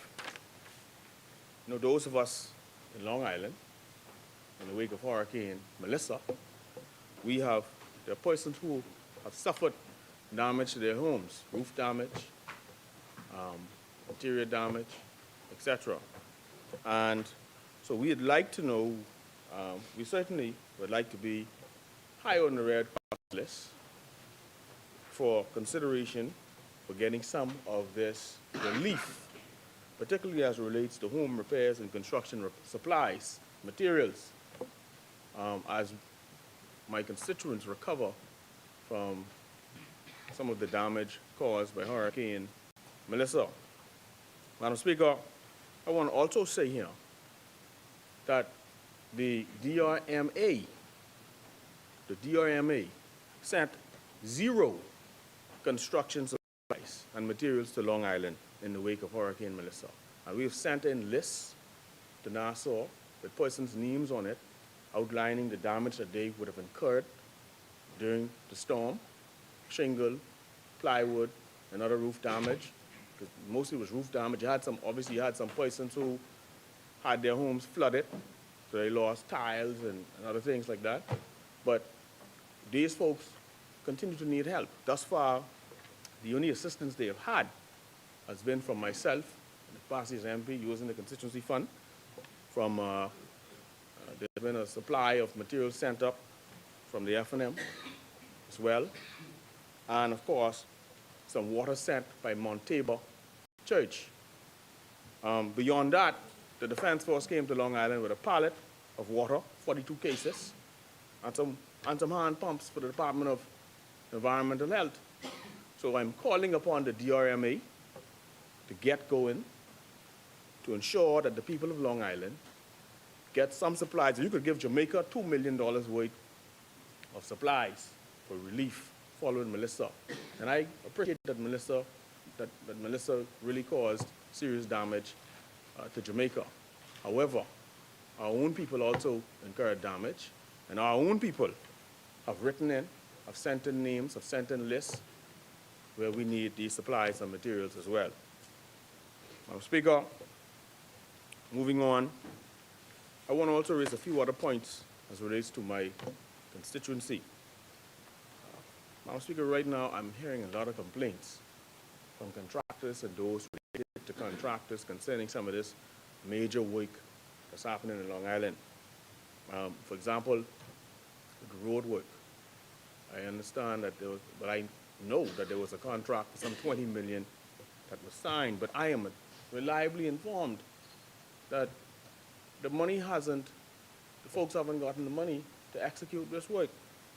And I'm hearing the same as it relates to some of the airport works. Frankly, Madam Speaker, there is nowhere in the last budget where there was any allocation for the $20 million to support the Rowdy Boys contract to do the road work, and no one has said where that $20 million is going to come from. There's no allocation for the $10 million to support pressure doing the terminal, and no one has said yet where that $10 million is going to come from because it wasn't in the budget. There's no allocation for the $20 million for BHM to do the runway. That was not in the budget, and no one has said yet where that $20 million is coming from. And so, whilst we appreciate and want these works to happen, we don't see how these works are going to be funded. And we're hearing on the ground whispers and concerns about contractors not being paid, or there not being any funding to pay the contractors. So we need some clarification, some clarity on how these works are going to be funded. Signing a contract is one thing. Funding the works is a totally different thing.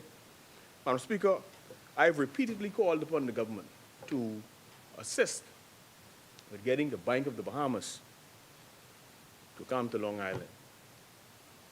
We do not have any fixed banking presence on the island. This has been a concern that I have been raising here from day one to now. And I believe that the Bank of the Bahamas, with government having a large stake in it, somewhat 60 to 65%, they should, as they've gone in many other islands, come to Long Island. We have a sizable business community. We have a good chunk of visitors. We have second homeowners, etc. And of course, we have our regular citizens, our old people, our government workers, our business owners, etc. So we want to be able to have banking facilities available to us. As it stands, we have ATM from Scotiabank. And whilst we are grateful to Scotia for that ATM, many times it's down or it's run out of money. So we need banking services to come to Long Island. We can't be unbanked. Long Island is a major island, and I think this has been going on for too long. We once had the Royal Bank of Canada and Scotiabank in Long Island. And today, all we have is a Scotiabank ATM machine. Madam Speaker, I also want to raise the issue publicly of streetlights in Long Island in terms of there's a number of blown streetlights. Certainly in my area, I've raised it with the CEO. And I am hopeful that BPL in Long Island can ride throughout the island and see the places where the streetlights are blown and go ahead and make repairs or replace those lights so that, on corners and communities are not blacked out. Obviously, we're on an island, we also have safety concerns, whether that is driving on the road or, personal safety. So I encourage BPL to go about resolving the issue of the blown street lights in Long Island, Bunches, and several other areas. I invite them to go and check. Madam Speaker, I want to thank Mr. Dominic Petty from BTC. He is the Family Island manager for BTC, and he knows about my concerns as it relates to internet and communication challenges on the island. He reached out to me, tried to assist me with my concern recently. But Madam Speaker, I want to repeat, Madam Speaker, that telecommunications is the backbone of any modern economy. And on Long Island, I believe firmly that our telecommunication system is a joke. They must work to improve telecommunications on the island. I continue to get calls upon calls and messages from frustrated business owners and customers and persons like that. And I need BTC and Ally, but especially BTC, to give us a fixed time for when they're going to deploy extra personnel and extra resources and extra equipment to the island to ensure that my constituents get the best possible service that they can get, because they are paying for it. There's no discount because they are getting subpar service on the island. Madam Speaker, this is the second week, and I wish the member for Elizabeth was young, but this is the second week I am told that the mailboat didn't come, the mailboat for South Long Island didn't come to the island. I've complained about that mailboat many, many times. When you come off the Christmas break, the boat doesn't come for 2 to 3 weeks, so the island is pretty much dry.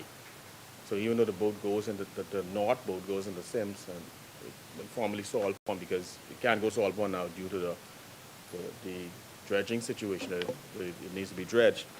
The reality is, Madam Speaker, there needs to be some movement by the Ministry of Transport with respect to ensuring that the boat in South Long Island properly serves the people of Long Island. Because it can't be that we're this far into the new year and the boat hasn't come to Long Island in 2 weeks. That's unacceptable. That is really unacceptable. They need to resolve that issue. The operator, the Mayadeen, has been moored at the Portuguese dock now from about 2008. So they've been outsourcing and having others do that. But that can't work.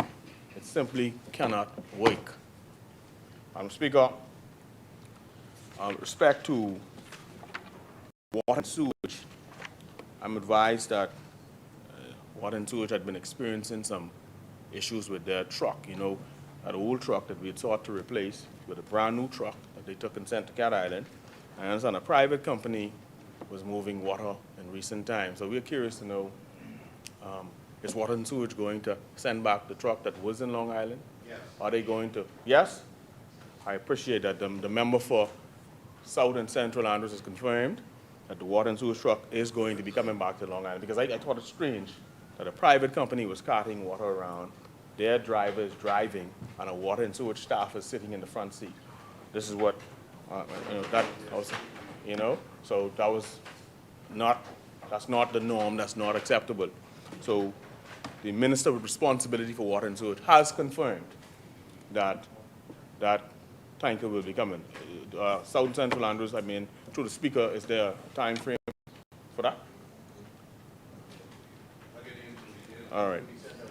So my understanding is that from the member for South and Central, that the information is going to be sent to me with respect to that tanker returning to Long Island.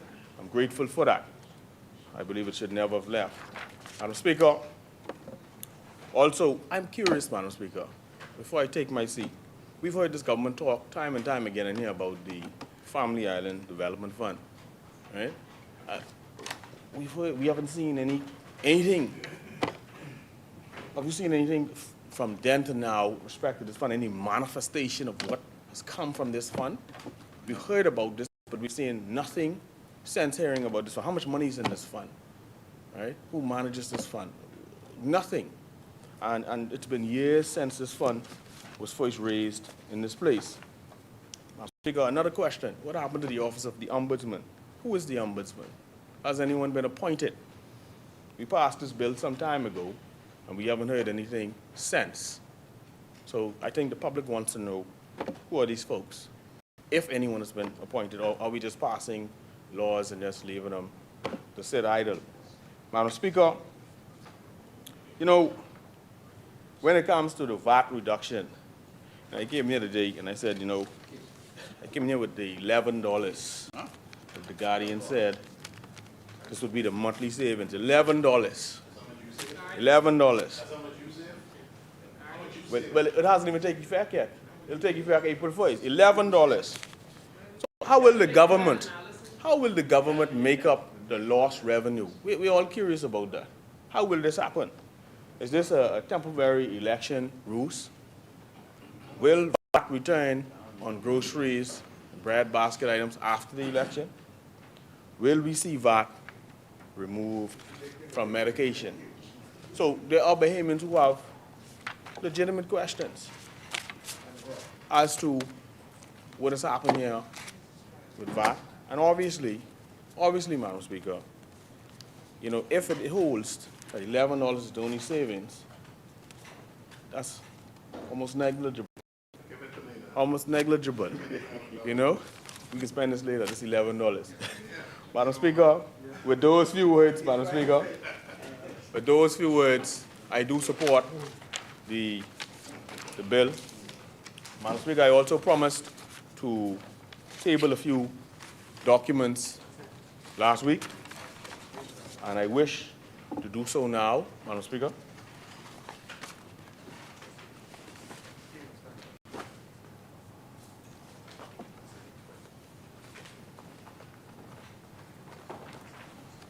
Shad.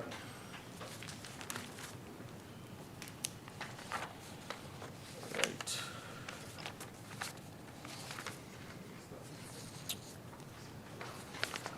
If I may, Madam Speaker, what I will do is I'll organize this and table the documents after the next speaker. I'll get up in between and just table the documents then. Thank you, Madam Speaker.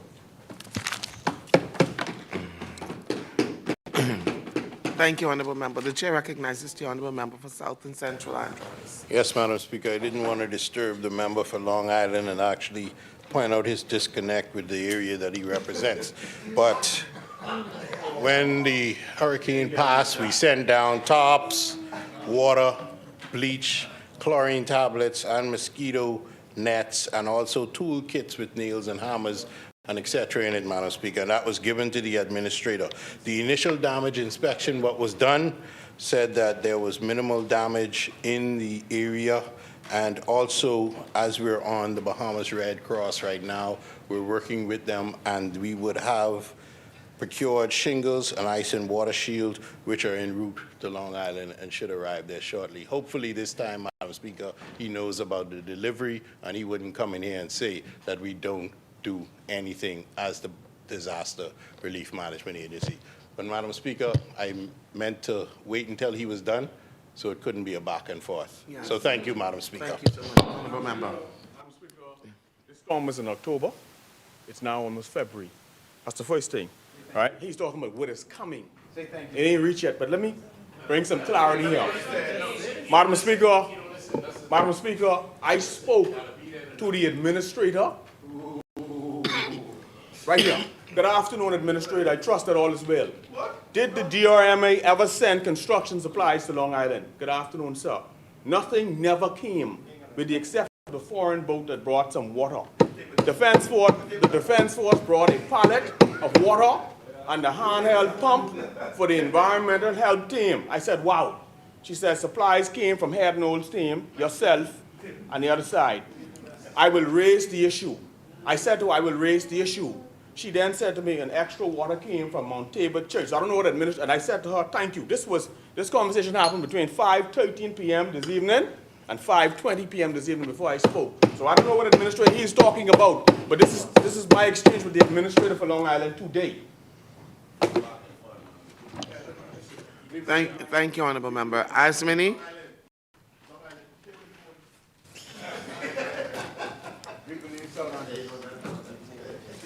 The chair recognizes the Honorable Member for St. Anne's.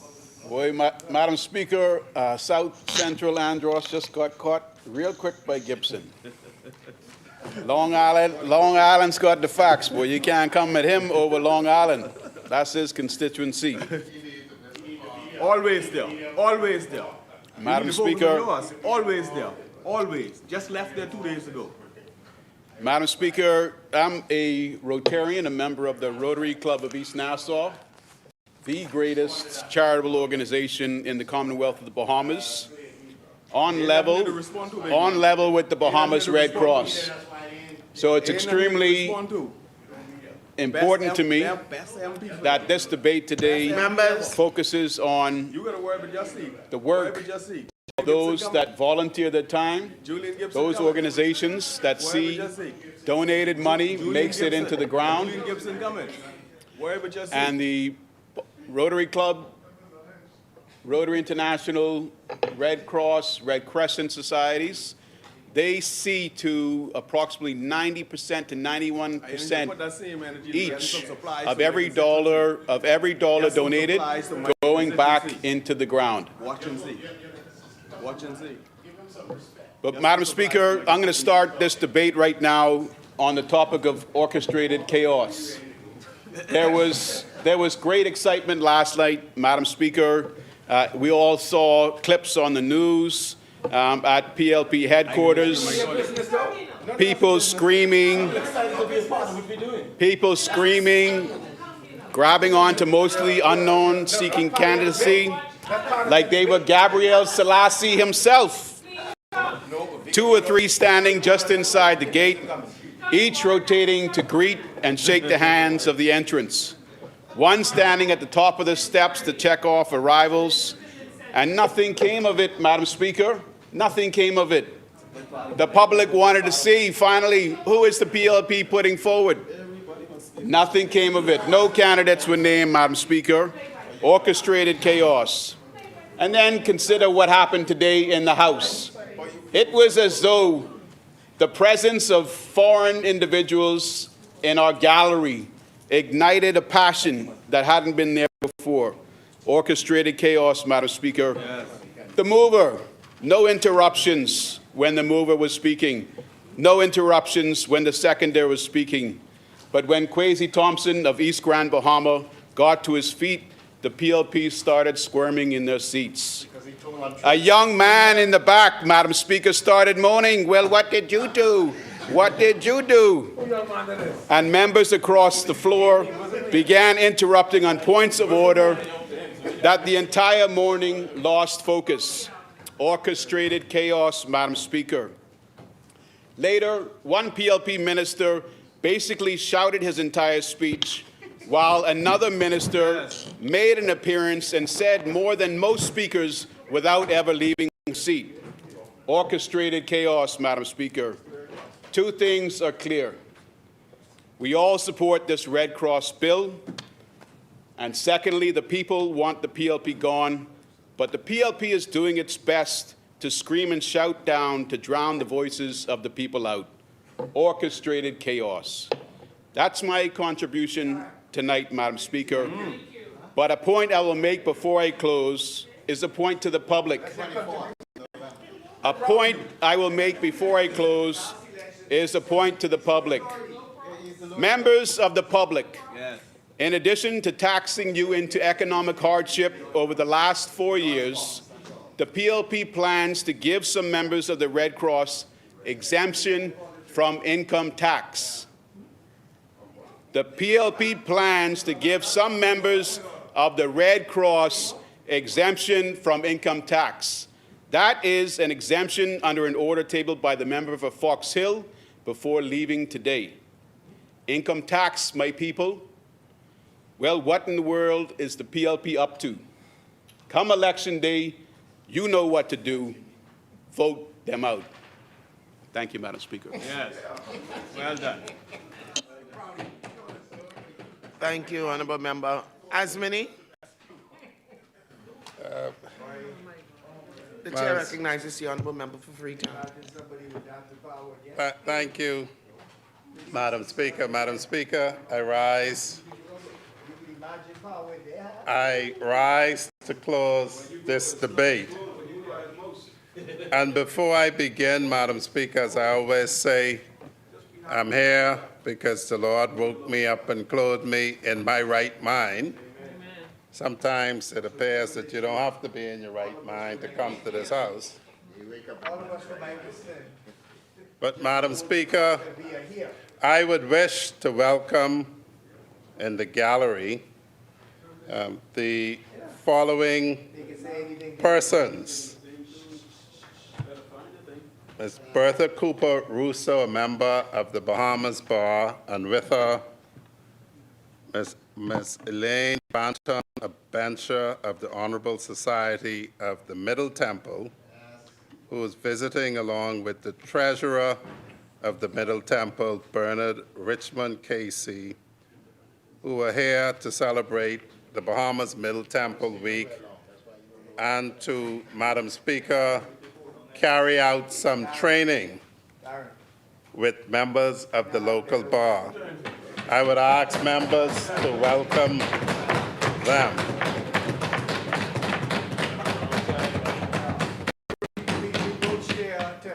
The only thing better, Madam Speaker, would have been if they were from the inner temple, but we'll forgive them. We'll forgive them for that. Madam Speaker, I rise to sit down.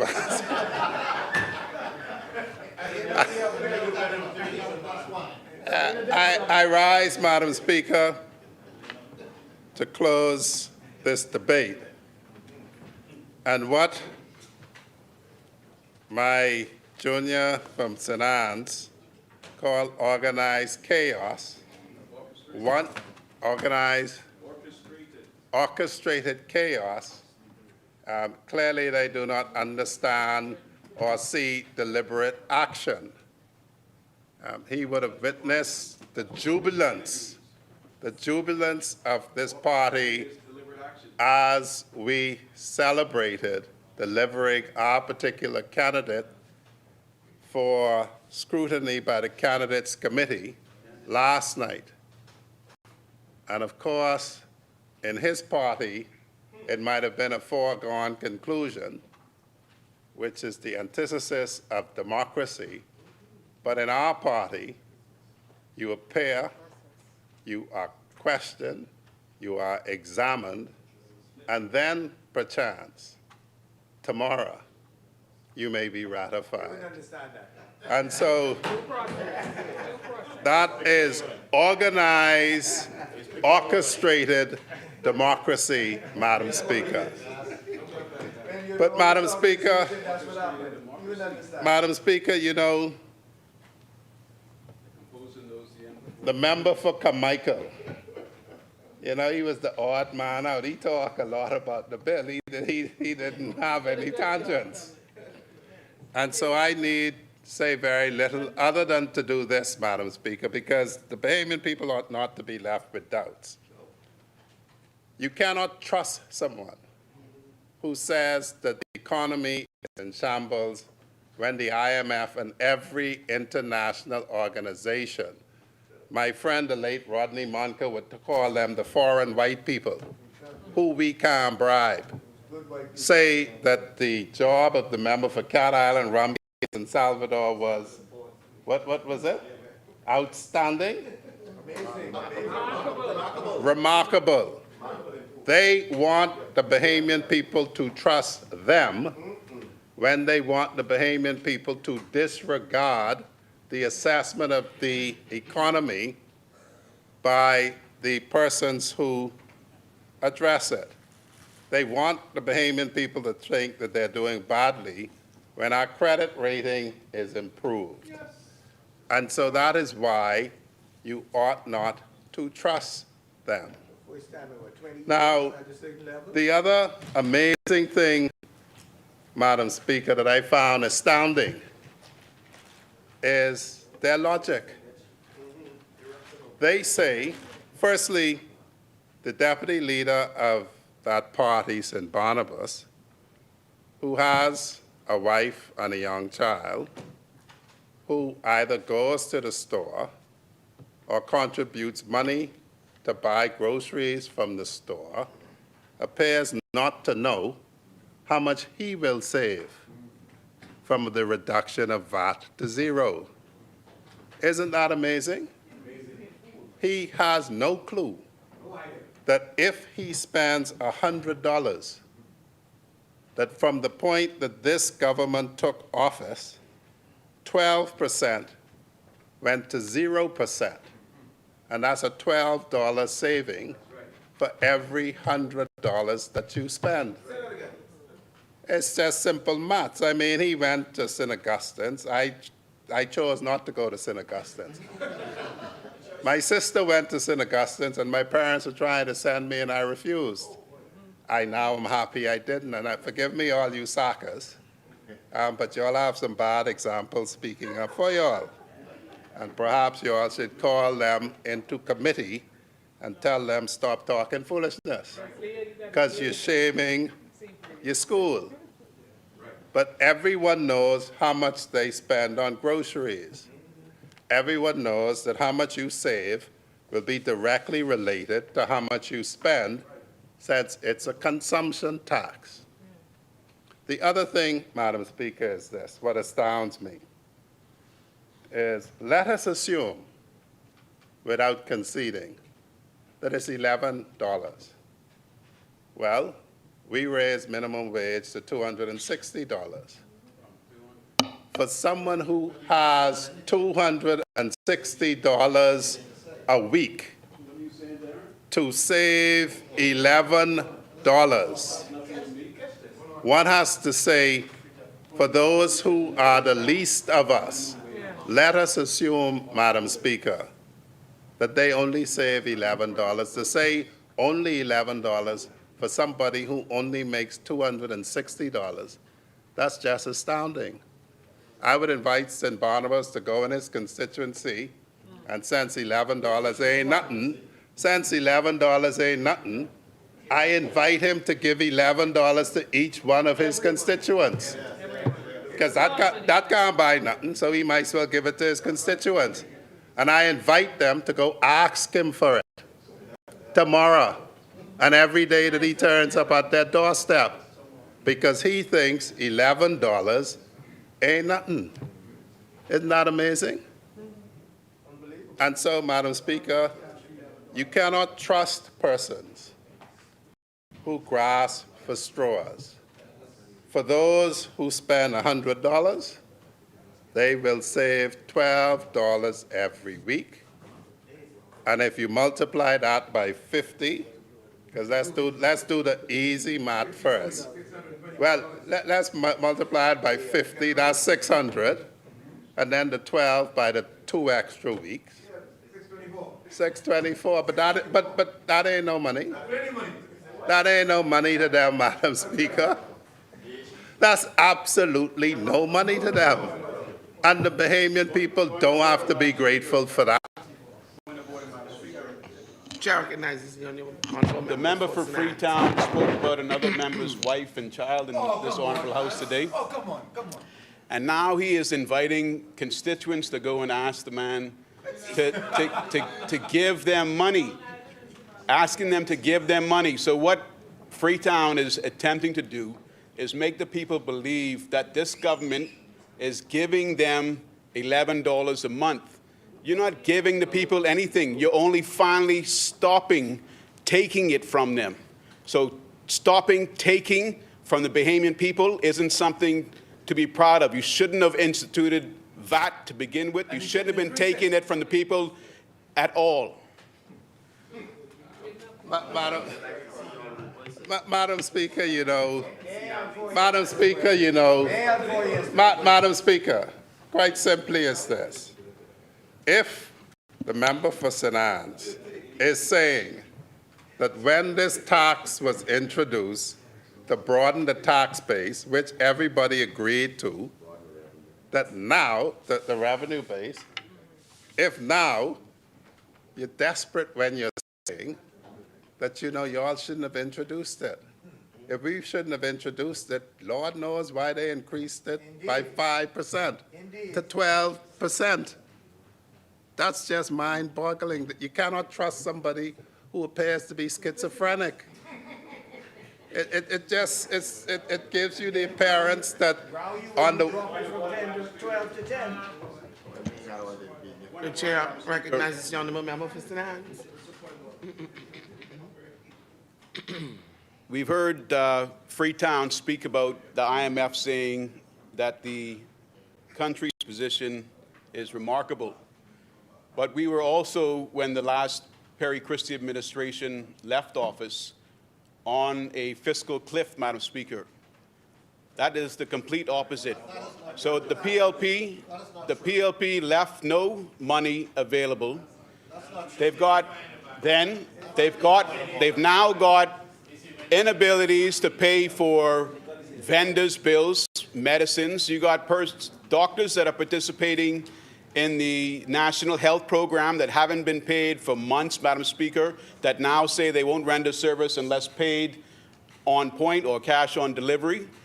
And they are going to leave this government, Madam Speaker, in an even more difficult financial position. They've signed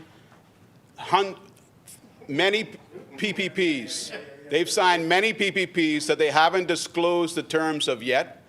The public wants to know how many undisclosed debts remain off the books. The point of order is, Madam Speaker, then you speak to the Speaker. You speak to the Speaker before you leave your seat.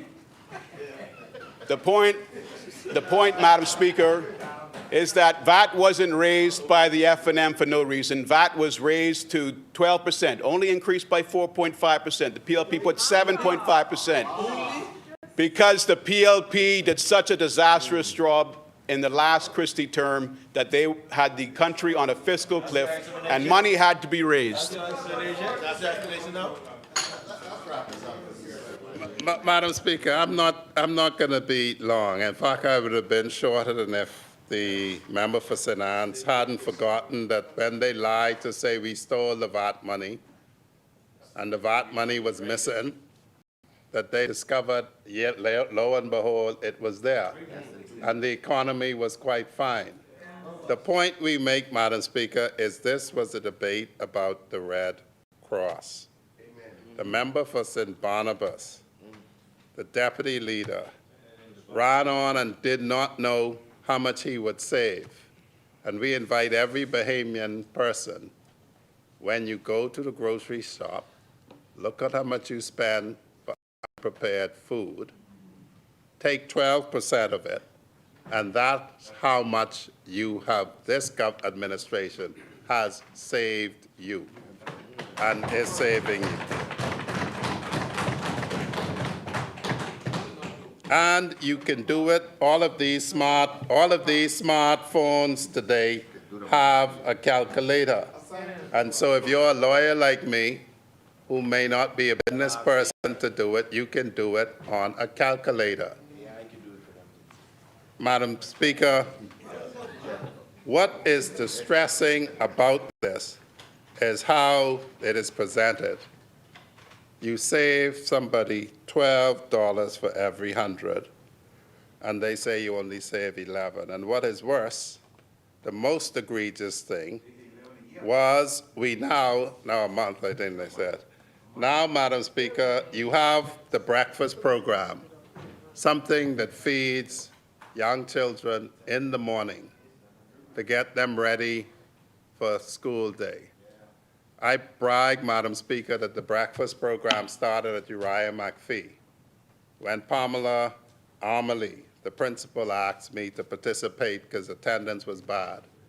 We started to do breakfast 3 days a week for everybody, including the teachers. And Uriah McPhee went from the worst attendance to the best attendance and got the best GLAT results 3 years in a row.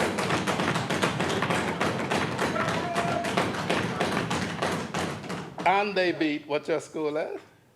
You beat us once. I asked you what your school was, man. Cleveland Indians. They beat Cleveland, and they beat Cleveland Indians Golden Eagles the first year before they start getting free breakfast and ketchup.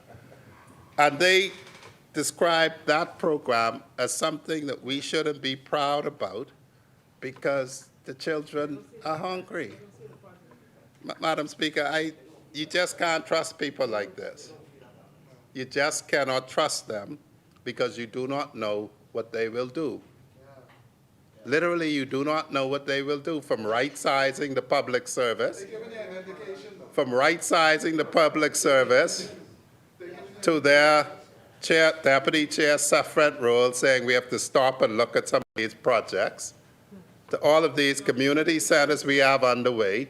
And the last time we left office, they let the pool in Fox Hill Community Center go green. You can't trust them when they can't simply say, the government has saved you $12 if you spend $100 since they came to office. They're feeding the young children. We could row about something else, but not that. There's plenty other things they could find to row about if they had any principled position on things. But this is really silly season when you could talk about downplaying a $12 saving for every $100 and then find a way not to be proud that we are now feeding 3 times a week every child in every primary school. That's a sign of desperation, of somebody desperate for power who cannot be trusted with it. And so, Madam Speaker, that is all that I will say before I say that Freetown, obviously like everyone else, supports this bill, and I ask that you put the question.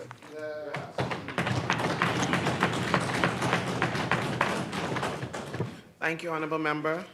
It has been moved and seconded that the following bill be read a second time and committed. A bill for an act to amend the Bahamas Red Cross Society Act. As many are in favor, will remain seated. Those opposed will stand. The motion is carried. Ordered that the bill be read for the second time and committed. A bill for an act to amend the Bahamas Red Cross Society Act. Thank you. Further second readings? No further second readings, Madam Speaker. I would move that the House now dissolve itself into the Committee of the Whole with North Abaco in the chair. Thank you, Honorable. Is there a seconder? Thank you, Honorable Members. It has been moved and seconded that the House do now resolve itself into the Committee of the Whole with the honorable member for North Andros in the chair. Sorry. Abaco in the chair. As many, as many are in favor will remain seated. Those opposed will stand. The House will now resolve itself into Committee of the Whole with the honorable member for North Abaco in the chair.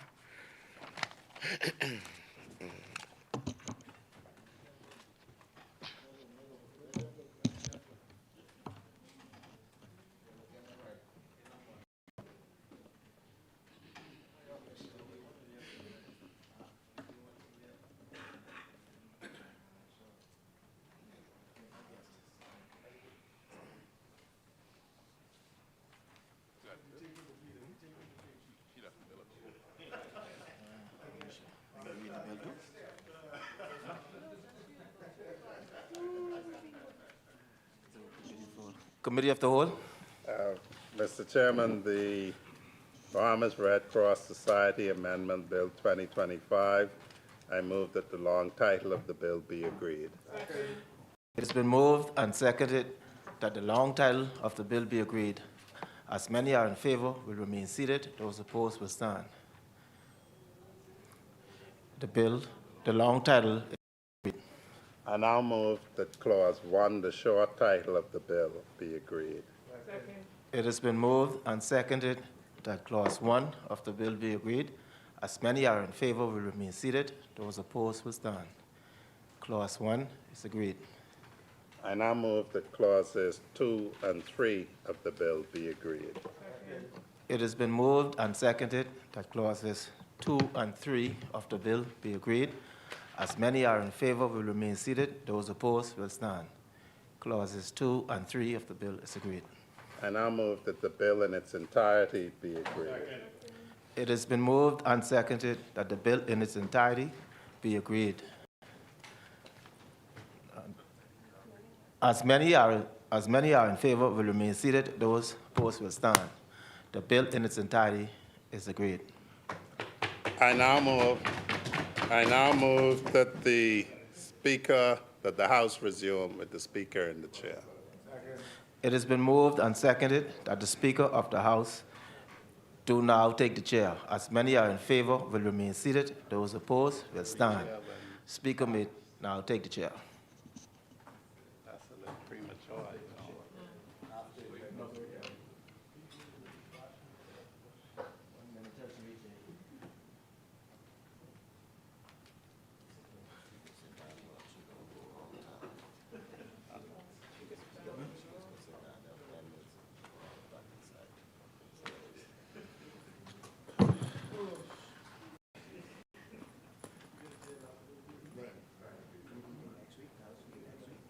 I think so. We have to do the carbon credits one next week when you're ready. Because after that, the only thing we have to.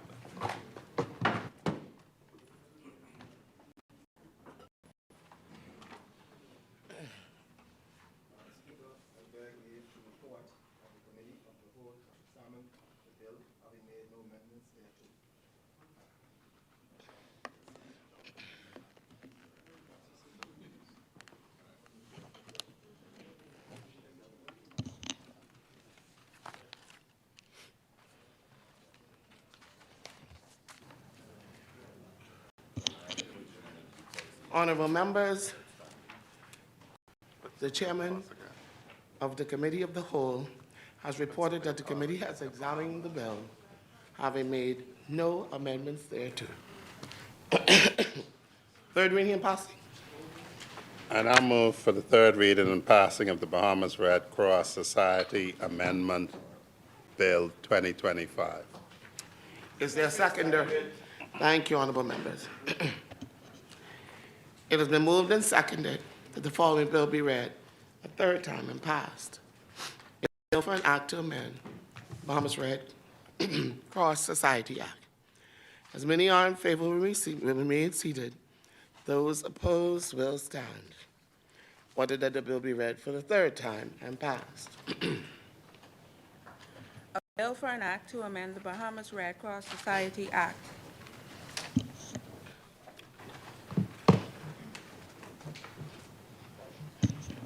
Ordered that this bill do not pass and the title thereof declared to be the Bahamas Red Cross Society Amendment Act 2025.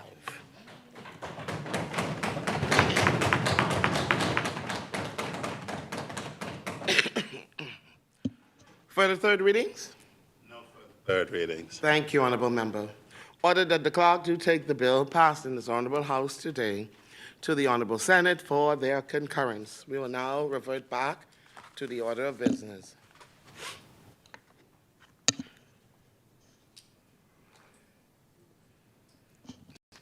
Consideration of Senate amendments, resolutions, member statements,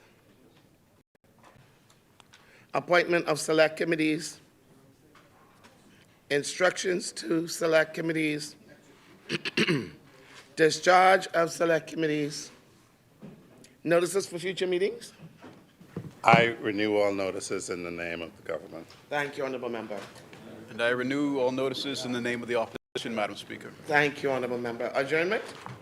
I move, Madam Speaker, that the House on its rising do adjourn to Wednesday, the 28th of January at 10 a.m. Thank you, Honorable Members. Thank you, Honorable Members. It has been moved and seconded the House to now adjourn at its rising to Wednesday, 28th of January, 2026 at 10 a.m. As many are in favor will remain seated. Those opposed will stand. The motion is carried. Final adjournment? I now move, Madam Speaker, that the House to adjourn to Wednesday, the 28th of January, 2026 at 10 a.m. Thank you, Honorable Member. Is there a seconder?